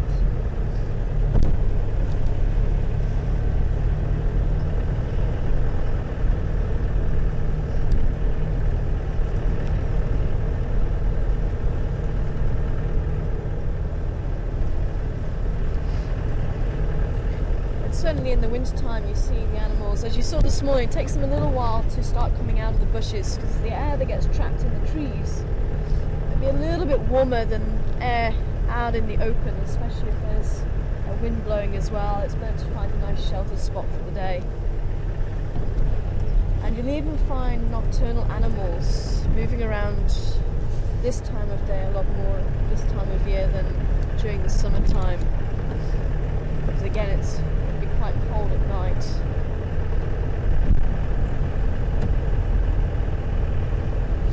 you do get to see a slight change. The cats may move around more during the day. Still quite pleasant temperatures for them. Maybe hunt more during the day during the winter time.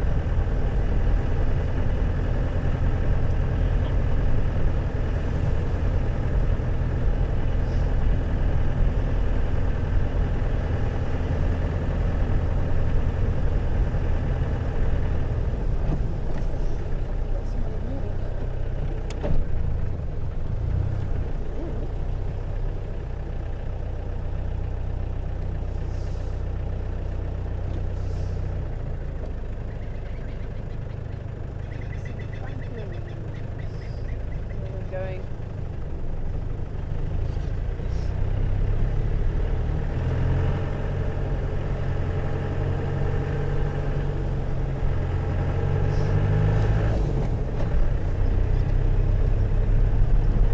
I wonder if anyone's come back with the idea of the bird that's flying.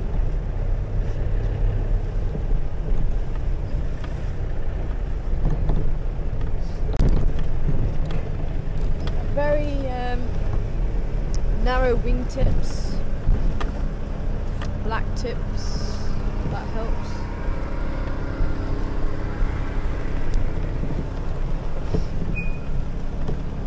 Usually quite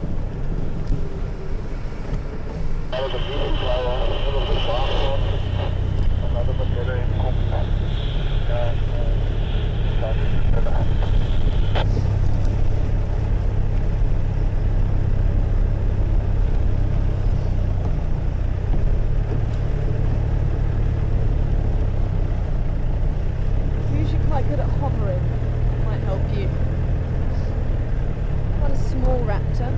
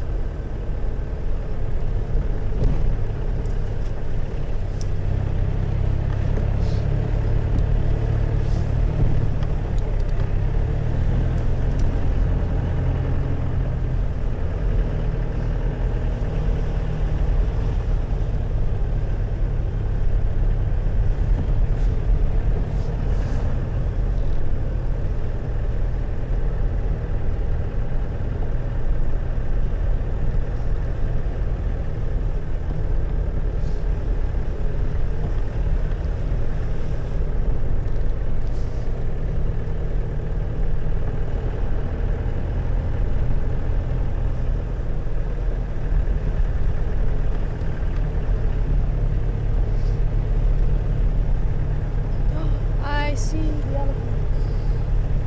Yes, I think picked up a grey skyway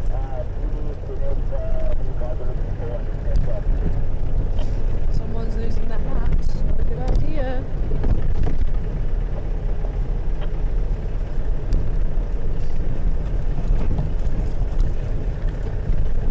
Oh, nice. Thanks for the heads up, fruit.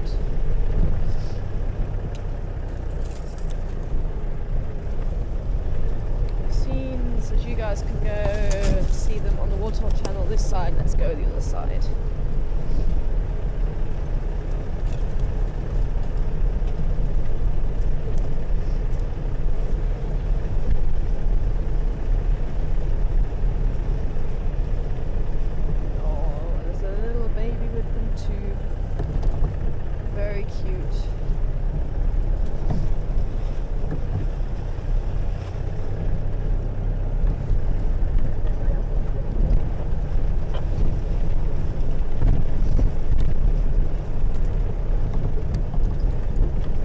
Stations, there's the Schlamir and Love at Gary Dam. Jacob is A.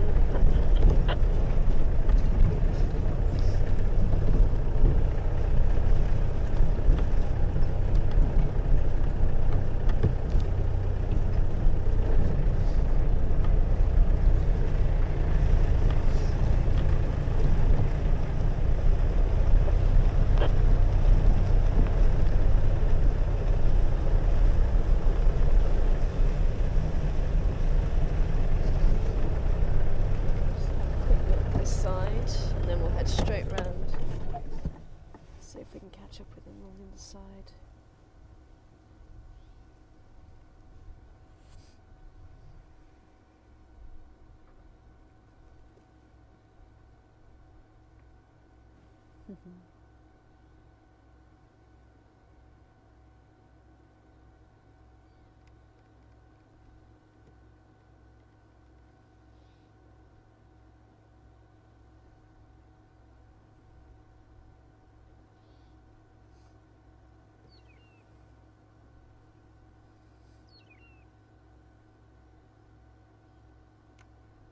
Elephants can be quite picky at what drink or what water they drink. Not a great lover of dirty water. Quite often they'll dig in a dry riverbed and use the sand to actually filter the water as it comes up through the ground, so it's nice and clean. And if you watch very carefully, you'll see that they actually take the top layer of water rather than put the trunk right into the water, or all the mud and everything else gets mixed up into the water. They almost siphon off the top layer.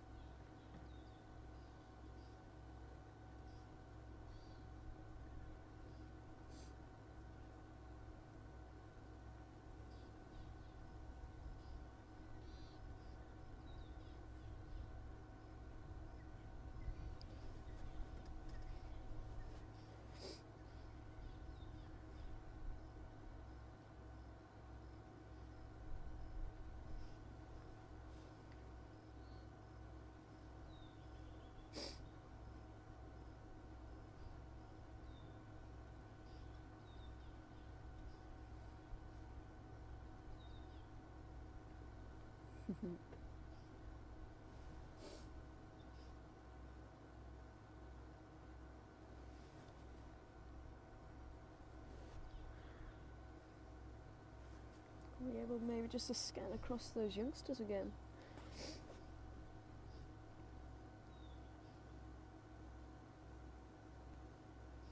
There's a couple there, look at that.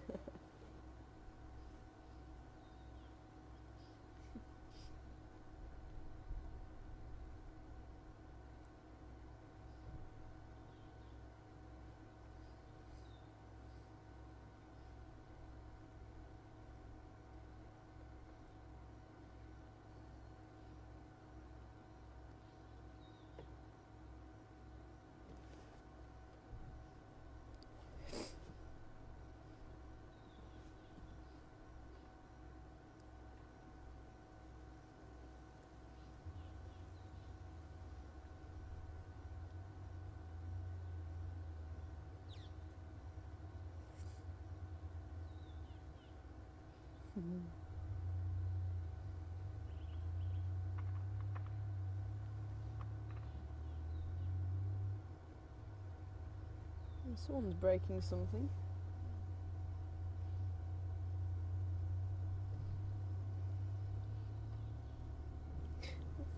Let's see if we can go around the other side. So if you want to carry on, watch them drinking. And there's the waterhole channel.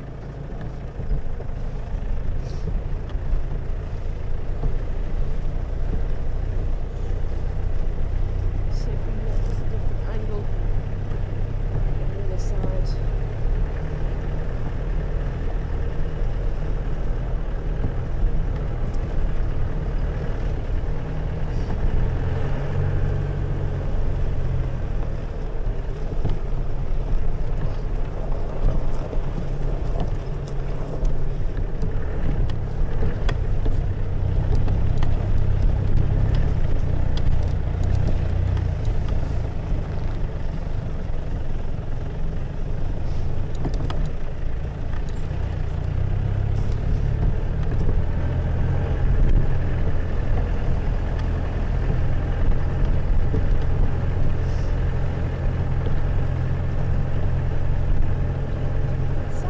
That tree is being knocked over somewhere at the back here.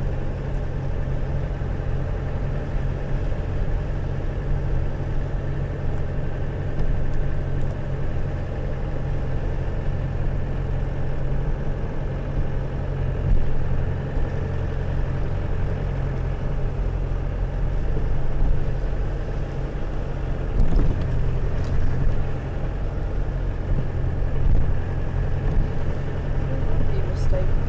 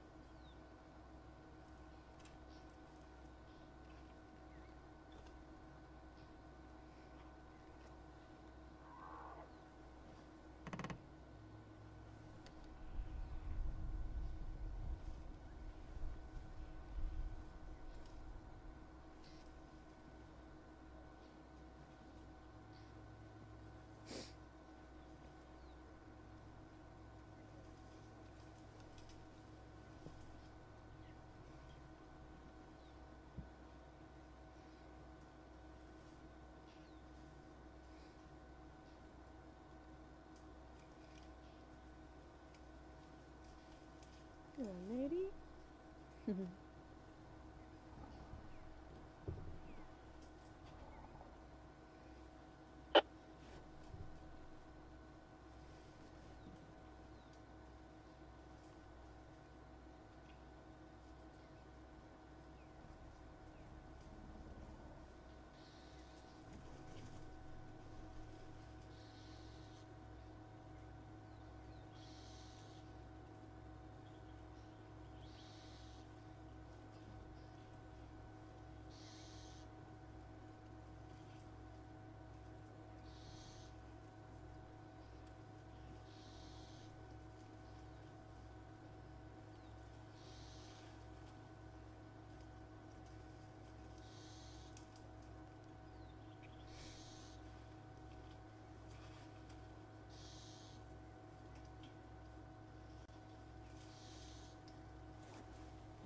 You'll be able to see the ones just through the trees there a little bit better.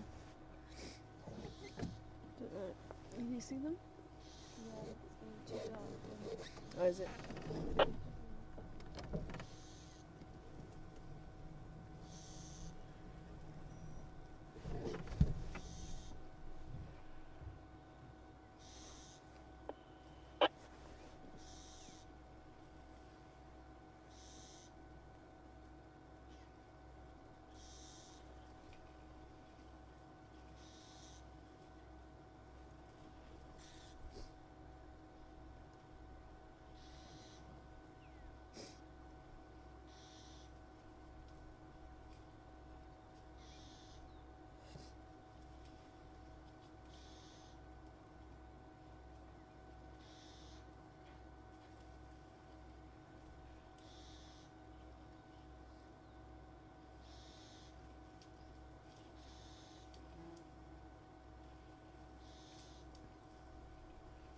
Oh, she's actually got an impressive set of tusks on her. Not very thick, but pretty long.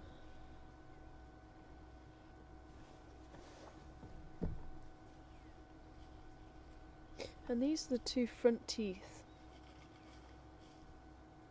known as the incisors. That's the tusks of the elephant, and they do have the permanent set, and they do have a milk set that fall out roughly after a year or so.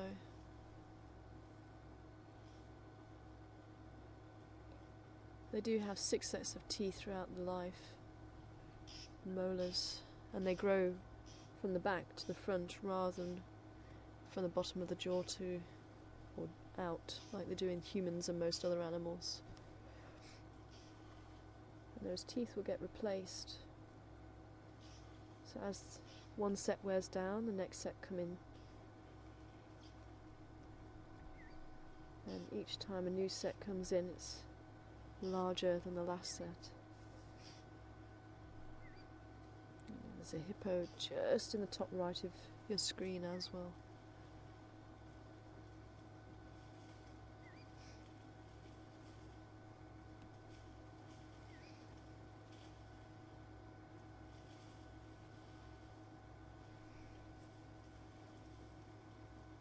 Shame, I don't think they're actually too sure of what we were going to do. I think they all bunched up and they thought we were going to get right on top of them almost. But where we sat just, we gave them their space, and they all seemed to have relaxed and gone, oh, okay, you're not going to chase us away. They seem to be quite relaxed now. Going about their business.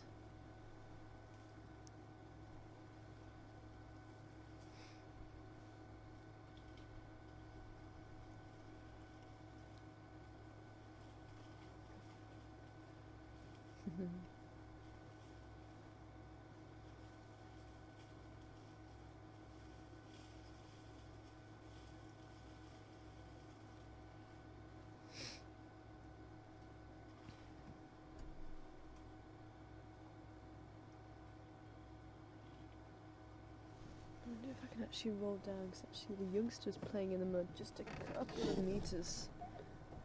Let's see if I can just roll down slightly. Can you see it just above the tree line? There we go, just there. You able to drop the shutter speed at all? It's at 25 already, it's just going to become really low.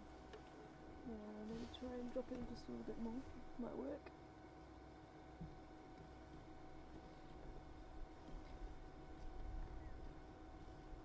Can't do anything more than And that's as, unfortunately, as good as we're going to get. So we might have to leave the elephants for now.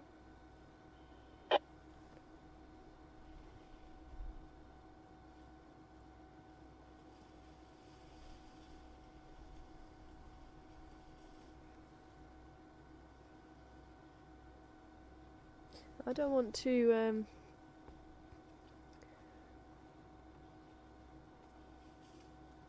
put the spotlight on them, and elephants are one of those creatures that you've got to be very careful if you do put a spotlight on them. They're not usually a great lover of the spotlight. Some occasions you can, especially I've done it when it's just a little bit dark as we are in the dawn, but it is getting light. But otherwise it's not really great to spotlight elephants. There's some herds that don't mind it, but with the herd sort of bunching together as we approached, because they weren't too sure what we were going to do, I don't want to put the spotlight on them and just destroy the relaxed atmosphere. They seem to have understood that we don't mean them any harm or anything. We're not going to do anything to them.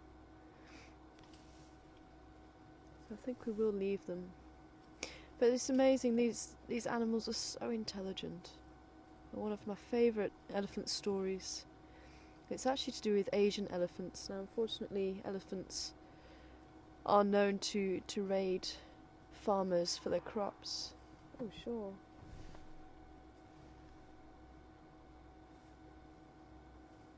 Hearing quite a loud call behind us. Maybe we should go and check it out.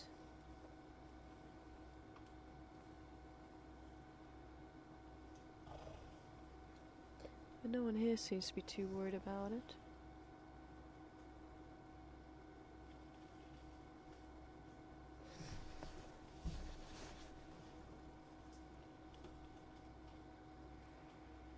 And what was decided in this village was to put bells. Yeah, we're getting it just a little bit too dark, not really seeing the elephants too nicely. So let's leave the elephants. I'll go and check out what that sound was.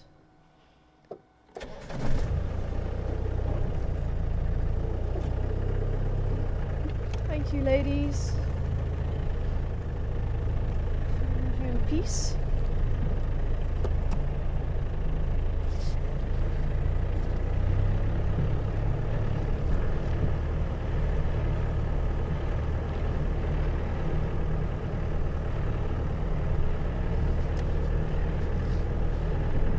So the decision was to put bells, big bells on the elephants, so that it could actually warn the villagers when the elephants were approaching. And these bells would ring so they could actually go out and chase the elephants off. Otherwise they would have to have somebody there the whole night, and sometimes they'd fall asleep and things like that. The elephants would get in and raid the crops, so it wasn't really working for them. I think we need to go and check out down towards Gary Cookline, I think. So these bells would ring and they'd work really well, and they could actually go out and chase them away and save the crops, especially in areas where the fences weren't too good. So the elephants would actually break them. And it worked for a while, and then they actually found the crops were raided, but they didn't hear anything overnight. But the crops were still raided, and I thought this was very odd. What on earth is going on? They went to check the bells around the elephants. None of the bells were working. So they wondered what on earth was going on. For the next couple of nights, they actually sat and watched, and sure enough, the elephants came. They broke the fence, they ate the crops, but they didn't hear anything. And again, they went to the elephants and they found that the elephants' bells were working. They thought this was really odd. How on earth are these elephants taking the bells off and then putting them back on? And that's not possible. So they actually followed the elephants. They followed them all day. And they found that these elephants were putting mud into the bells to stop the little clangor from working. So they were actually silencing the bells so they could go into the crop fields and steal the crops. But why didn't they find the mud in the bells when they went back to find them the next day? Well, it's because the mud in the bells, once it dried out, fell out. And hence the bell was actually working. But it had them stumped for quite a while. This goes to show how intelligent the animals really can be. So they knew that it was the bells that were warning the people, and they knew they had to do something about it. Very, very interesting. It sounded like it came from inside here.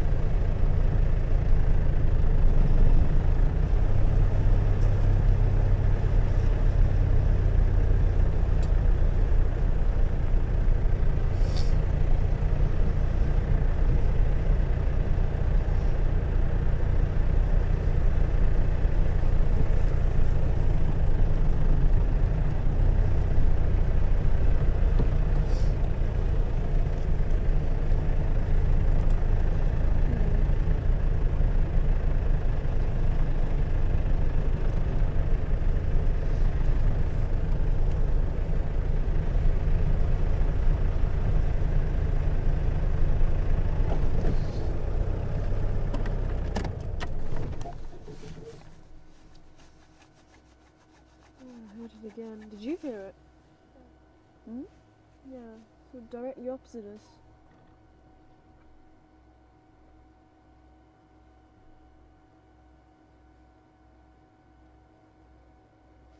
Quite far. Hmm? Not, yeah, it's a bit far.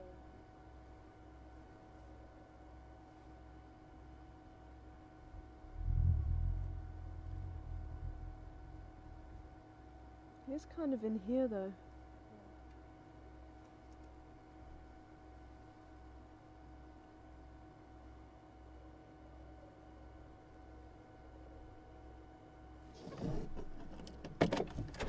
Very strange sound. It's like there's one here, but there's one a bit further up as well.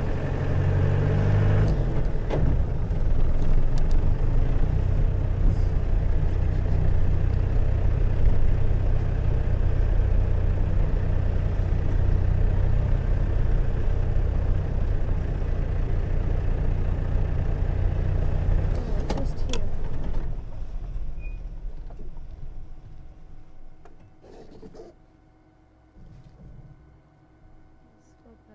There is a scrub hare in front of us. A quick look at him.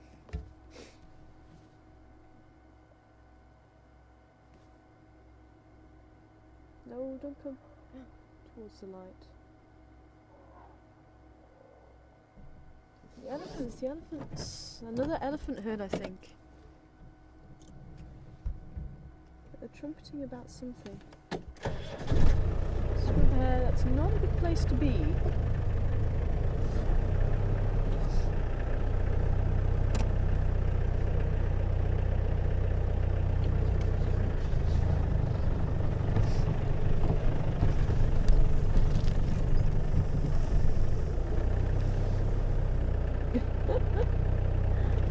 He decided he had to get past the vehicle. We were in his way.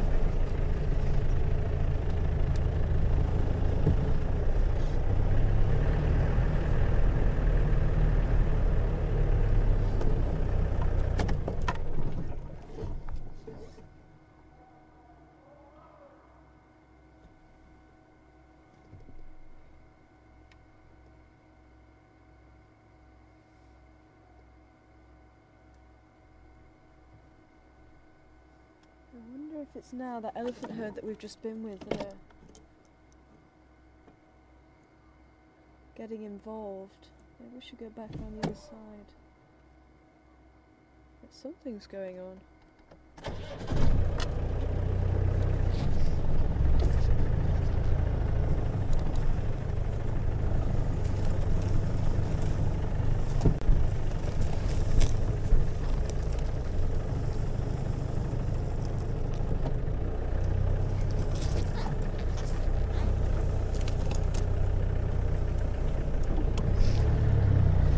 Listening here.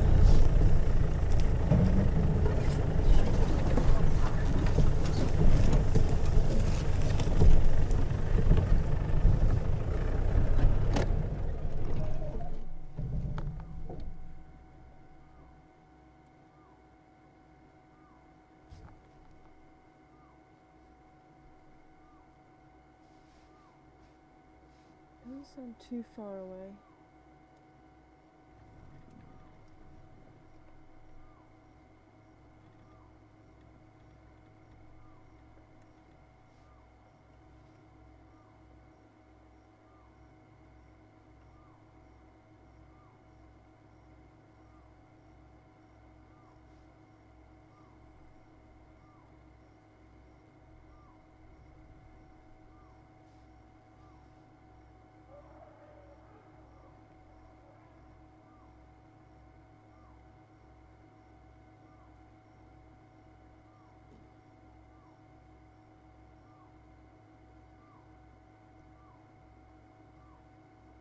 That is stunning.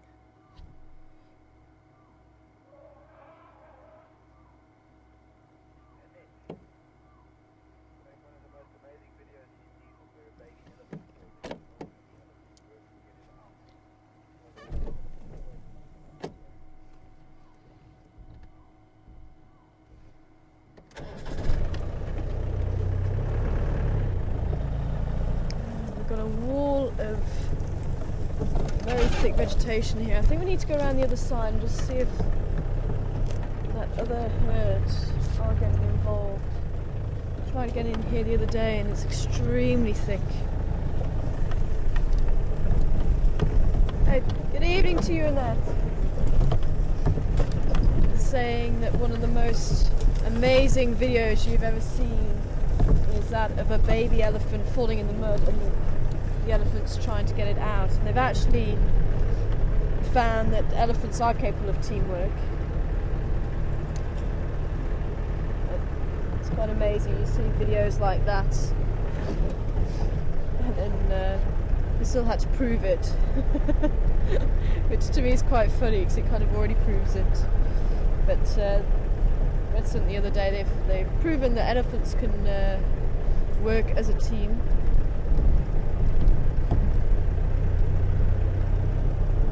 Sorry, little scrub hair.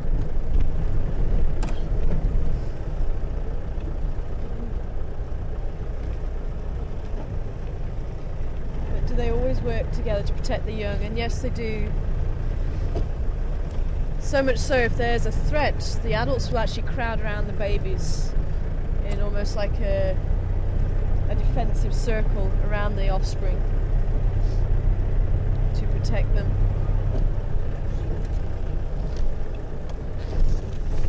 Just trying to get our bearings now.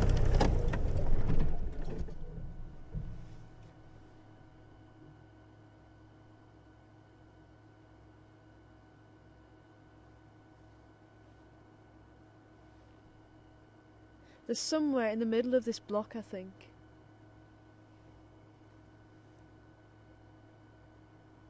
Maybe we should keep going up to the top.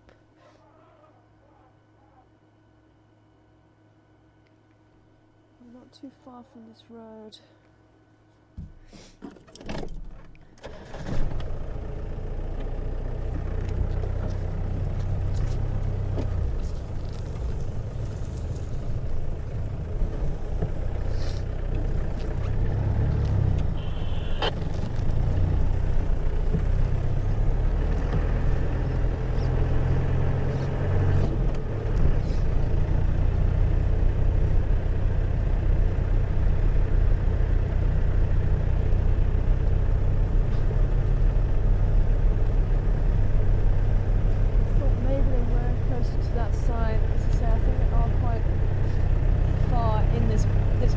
out of the bush.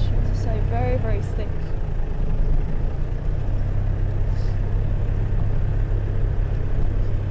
And also, not a great combination at night to be in very thick bush and an elephant that's clearly a little bit upset about things.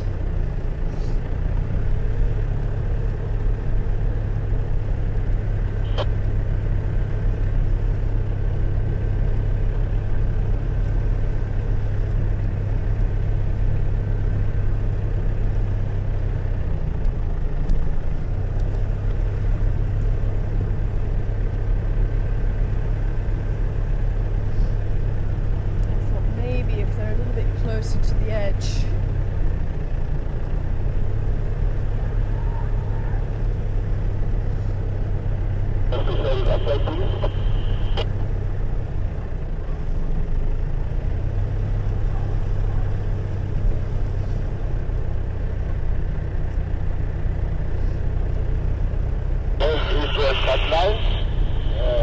North of the camp.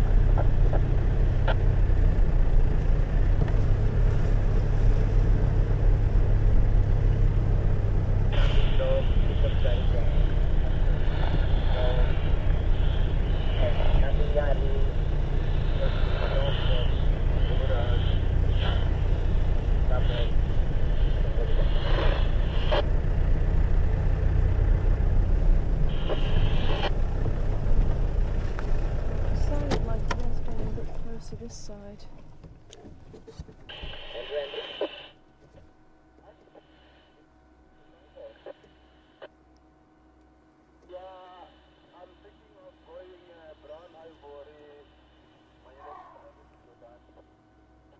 Yeah, just.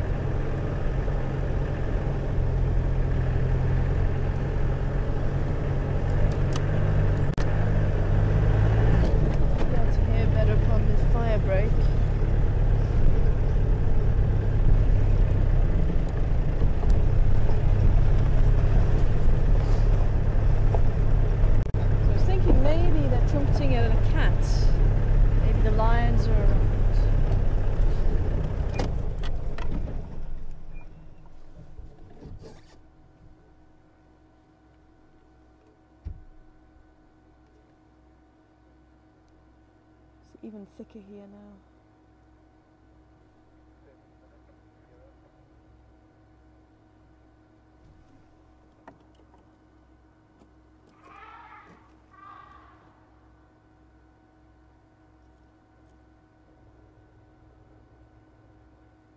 Can hear the rumbling now.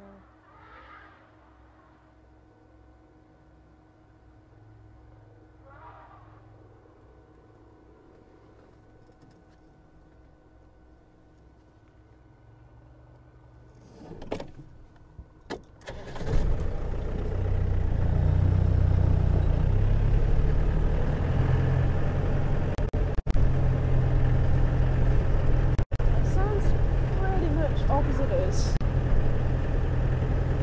A lot of rumbling going on, but so there's a lot of trees here. Just expecting them to pass that bush. It sounds like possibly a couple of males fighting almost. There's a lot of rumbling going on. Let me just see if I can turn around a bit here.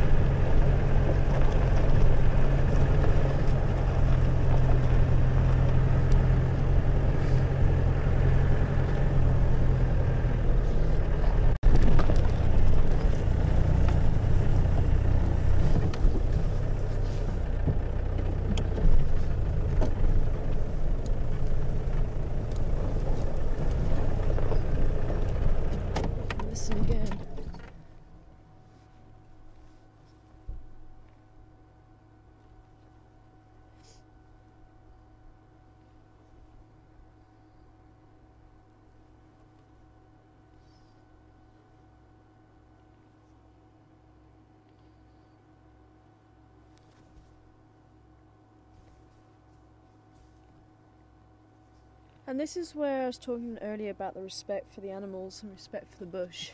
As I say, with the bush being that thick, being night, being animals that don't really like the spotlight, it would be very foolish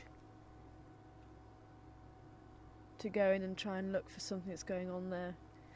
If it was out on the open plain, it'd be a different story. At least you'd have room to manoeuvre.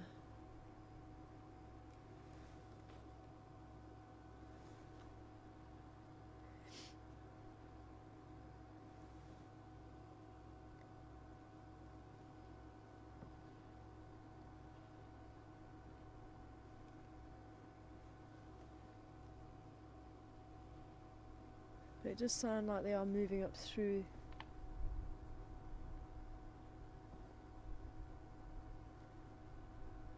the bush here.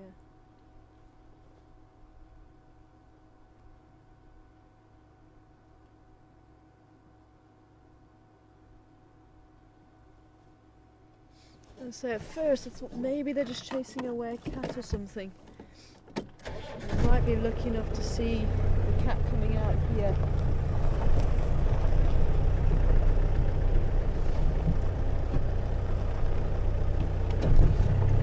Let's keep going up to the fire break.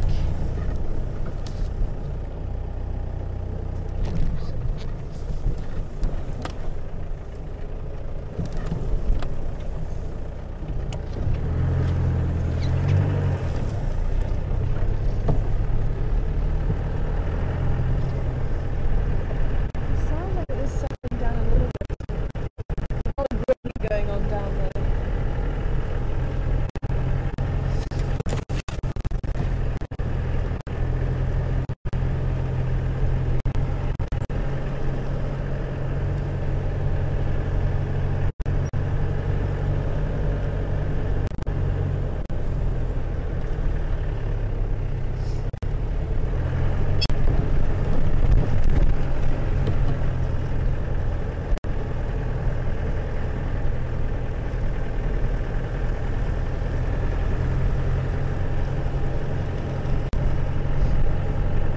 What's quite interesting actually, just being asked about the protecting the offspring in Botswana, they've actually found, because the lions have turned to hunting elephants, and there was a pride of Chobe, they specialise in hunting adult elephants.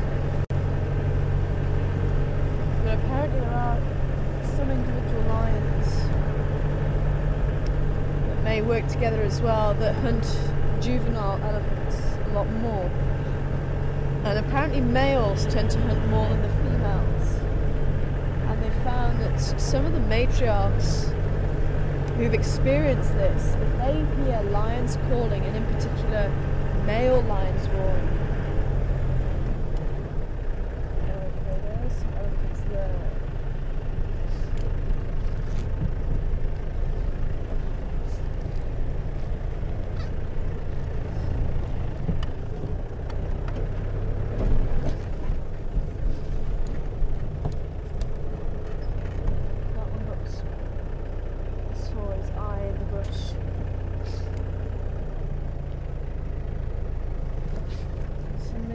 Whoever was complaining might have made their way up here by now.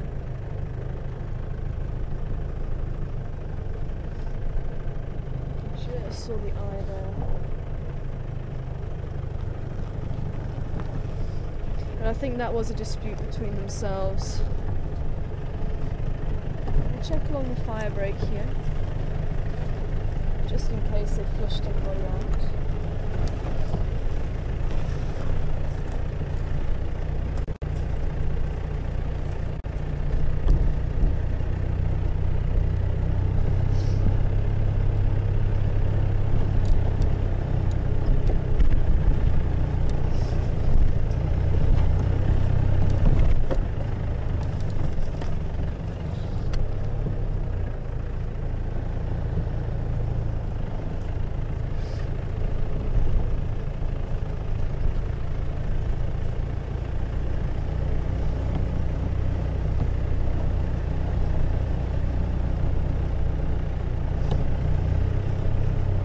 So what they did find was these matriarchs.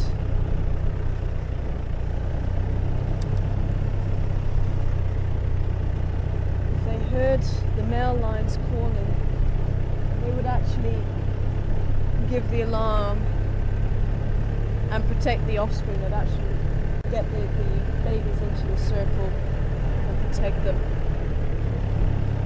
Not so much with the females, although they would be alert apparently, but they wouldn't show that protective circle too much unless the female was pretty close. But even when they played the recordings of the lions, they would react.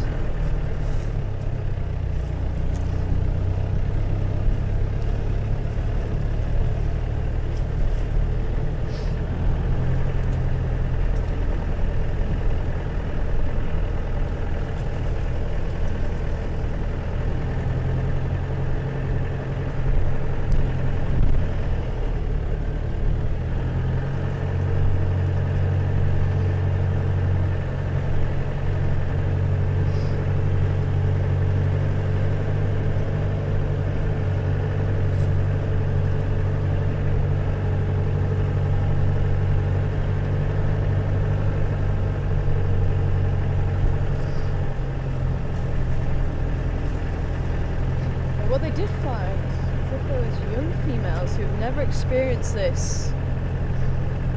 They didn't show any difference to lions roaring. They've never experienced having their youngsters taken. So it's something that they've definitely learned over time. And depending on the area and how much of a threat the lions are.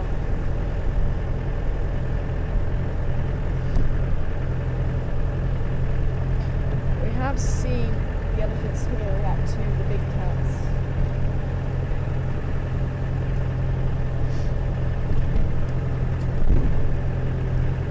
I'm not seeing anyone being flushed out.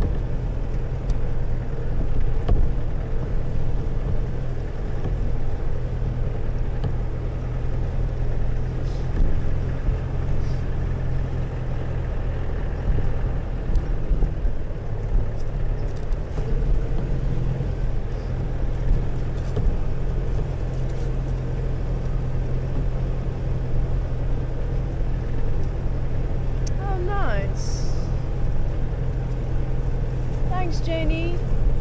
The 12th of June, Pizza Pond. Apparently there was also a video clip of a mother helping her calf out of the water with a trunk. The calf had a bit of difficulty there getting out of the water.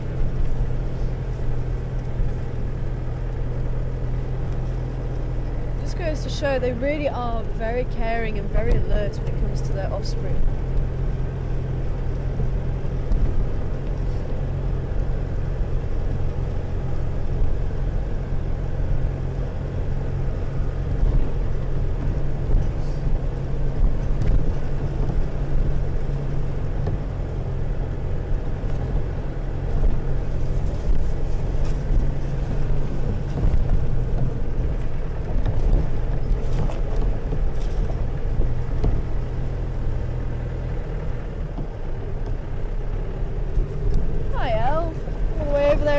Hope you're well. Wondering if the animals like the cooler season. There's no real way of knowing. I think they enjoy the cooler day temperatures. But there are some days where it gets quite bitter, and they do they do have kind of a look about them as if to say, is this ever going to end? My nose is freezing. But then you get the other extreme where in the summertime, they're panting and it is just unbearable sometimes. So you kind of feel for them as well.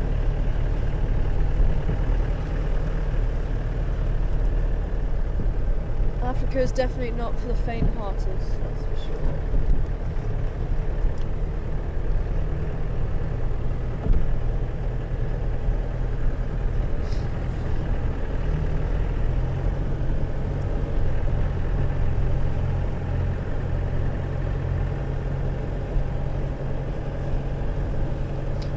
But it is difficult to really tell what they prefer.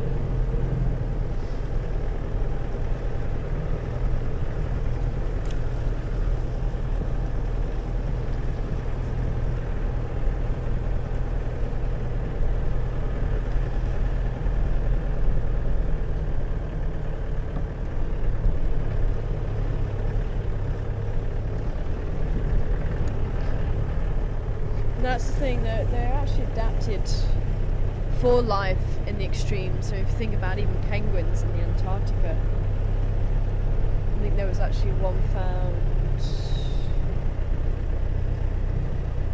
just off the coast actually of South Africa, and they were actually going to leave it and it started eating sand, I think, to try and hydrate itself. That's what they do to hydrate themselves, and it started mucking up the digestive system. Got some more buffalo here.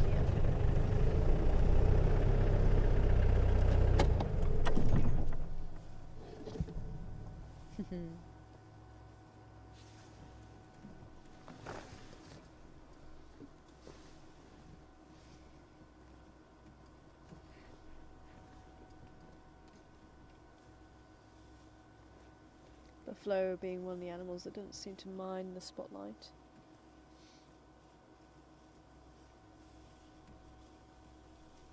And it's quite interesting when darkness falls. You do get some animals becoming a lot more brazen, a lot bolder, and they may come right up to the vehicle, whereas during the day they might not. And they experience it, and even animals like the lions and the hyenas do become much bolder.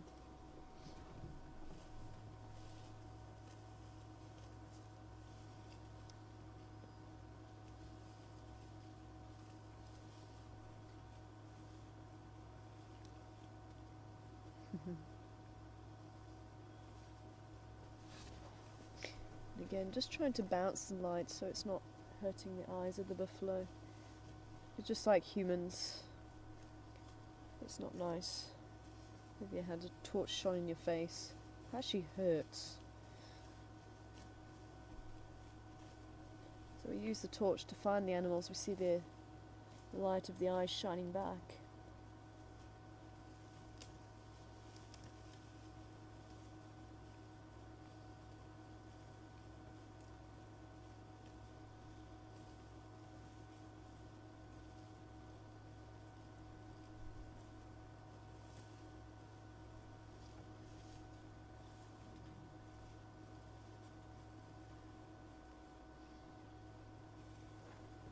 So I think this was the buffalo herd at Gowrie Dam.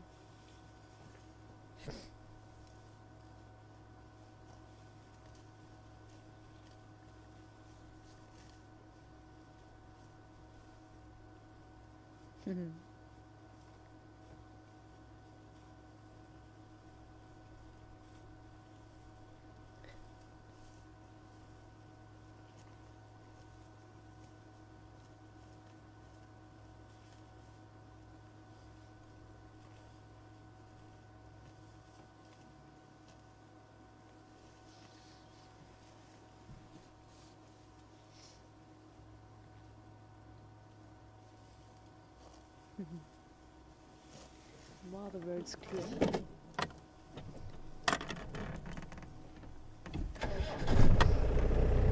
Stay well, guys. Keep out of the way of the lions, eh? Guys and girls.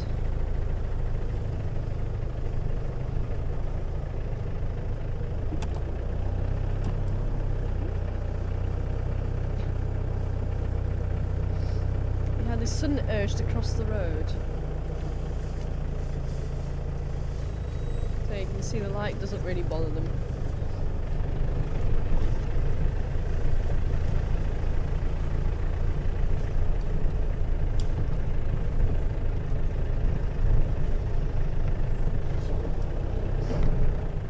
Probably going to settle down here.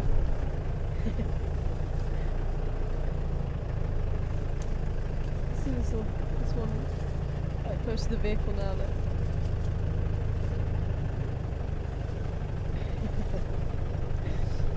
You can't see me, it's dark. It's quite a big herd actually, but I think they are going to settle down here. Some already sitting down at the back there. Maybe you can just turn the camera a little bit so you can actually see.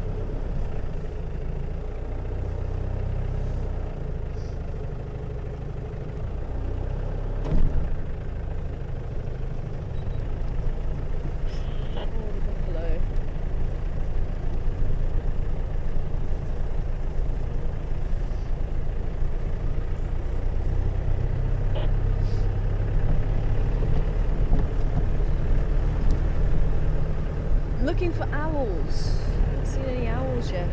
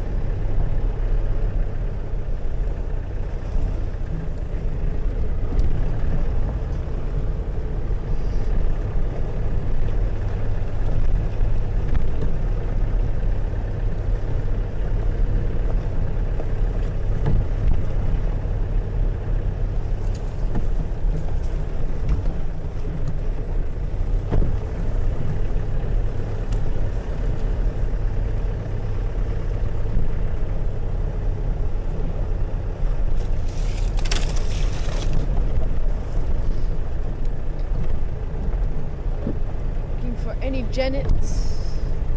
Still looking for the honey badger.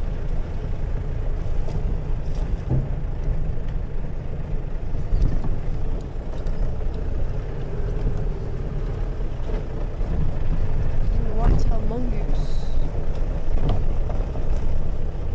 We're going to head out onto the quarantine area. I was supposed to go around towards the house down. One of these days I'll get around there.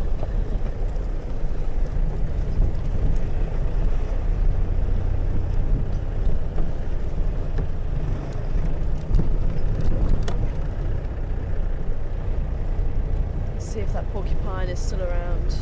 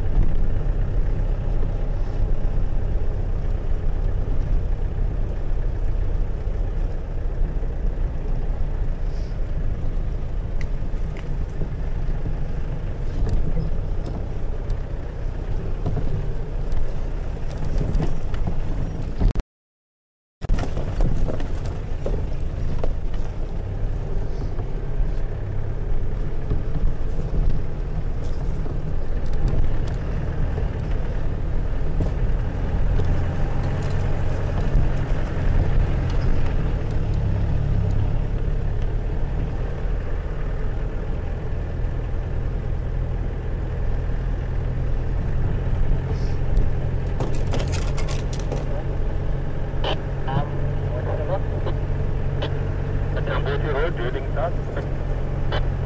Okay. Inalante with Inyati. Aluto up to so far.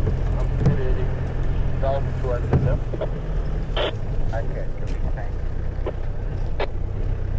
Andrew Cook. How are you?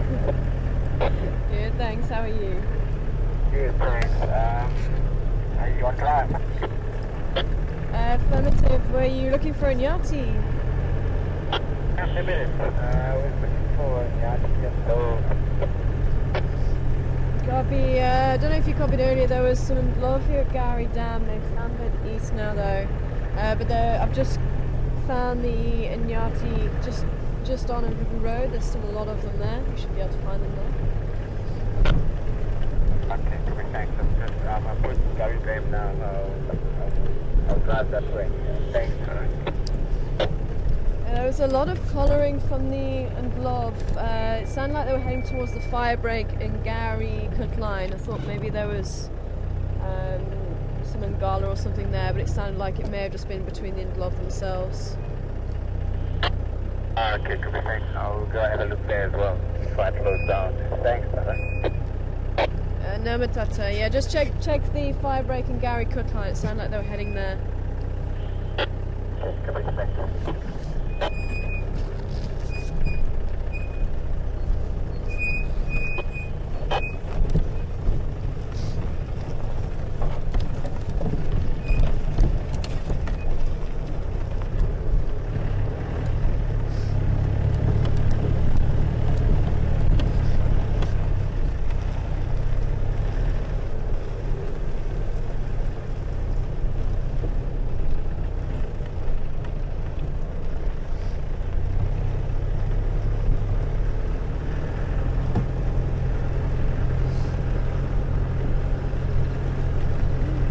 Traffic jam.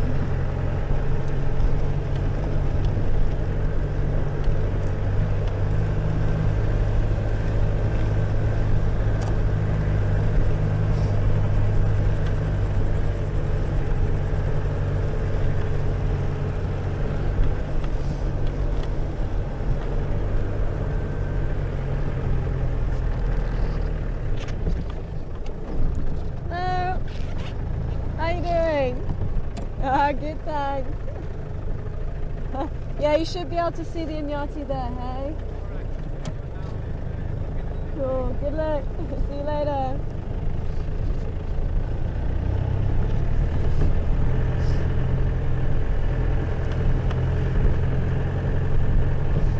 Now, here's the question. Is the white-tailed mongoose going to show his face today? And is he going to allow us to catch him on camera?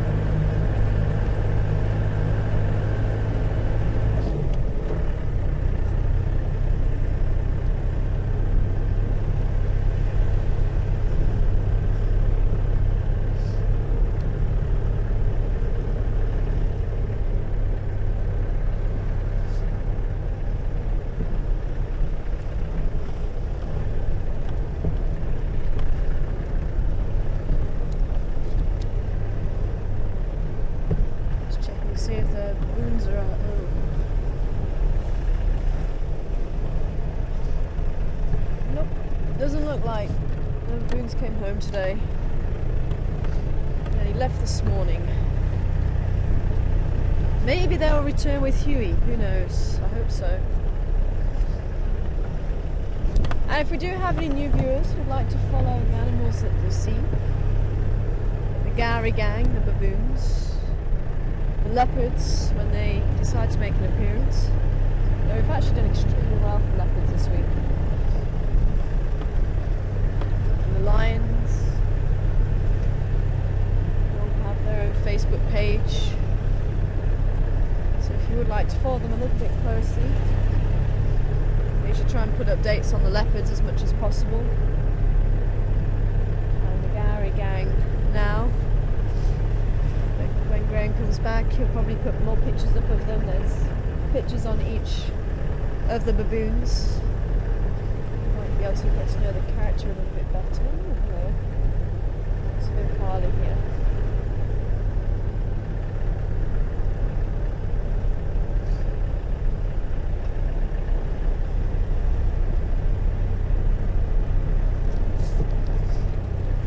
Funny, the quarantine is the closest area to our camp, and sometimes we overlook it a little bit because it is the closest area to our camp, but there's a lot that goes on here, I think.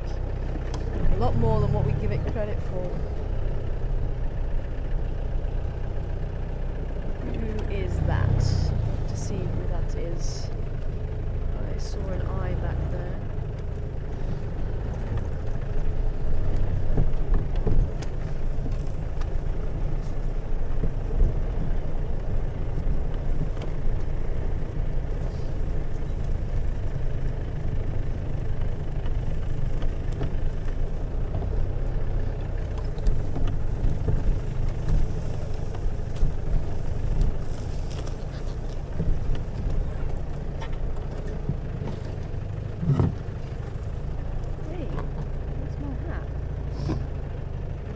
Duck.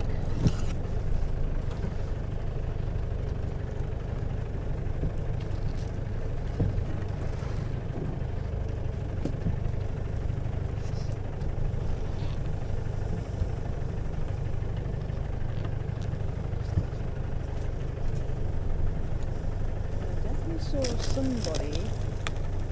Okay.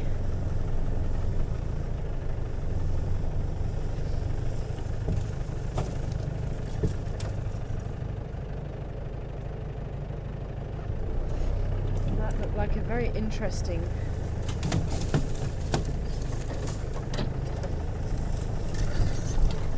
there's that little 2-track I was looking for. I thought I was on it. Whoops.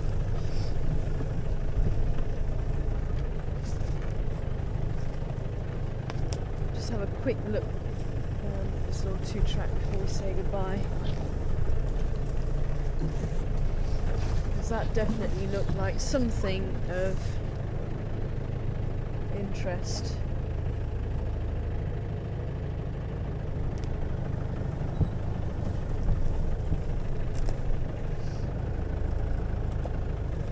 Oh well, whoever it is has done a runner now. It's a shame. So, I should have to say goodbye.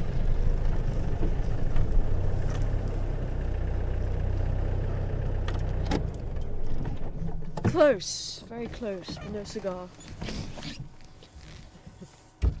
Thank you very much for joining us here on Wild Earth. I hope you've enjoyed the ride. A little bit quiet, but there's always something to look at. Birds, animals, even plants. I didn't get through many today. But thank you for all the questions. It's been great to have you on board. And thank you for the answers to the birds today. It's been quite fun. Hopefully I can do it again sometime. Hopefully you enjoyed it too. My name's Tara. Becky's been on camera and Mark's been back in final control, and you've been watching Wild Earth. Take care wherever you are in the world, and we'll see you again here on Wild Earth very soon. Take care, everybody.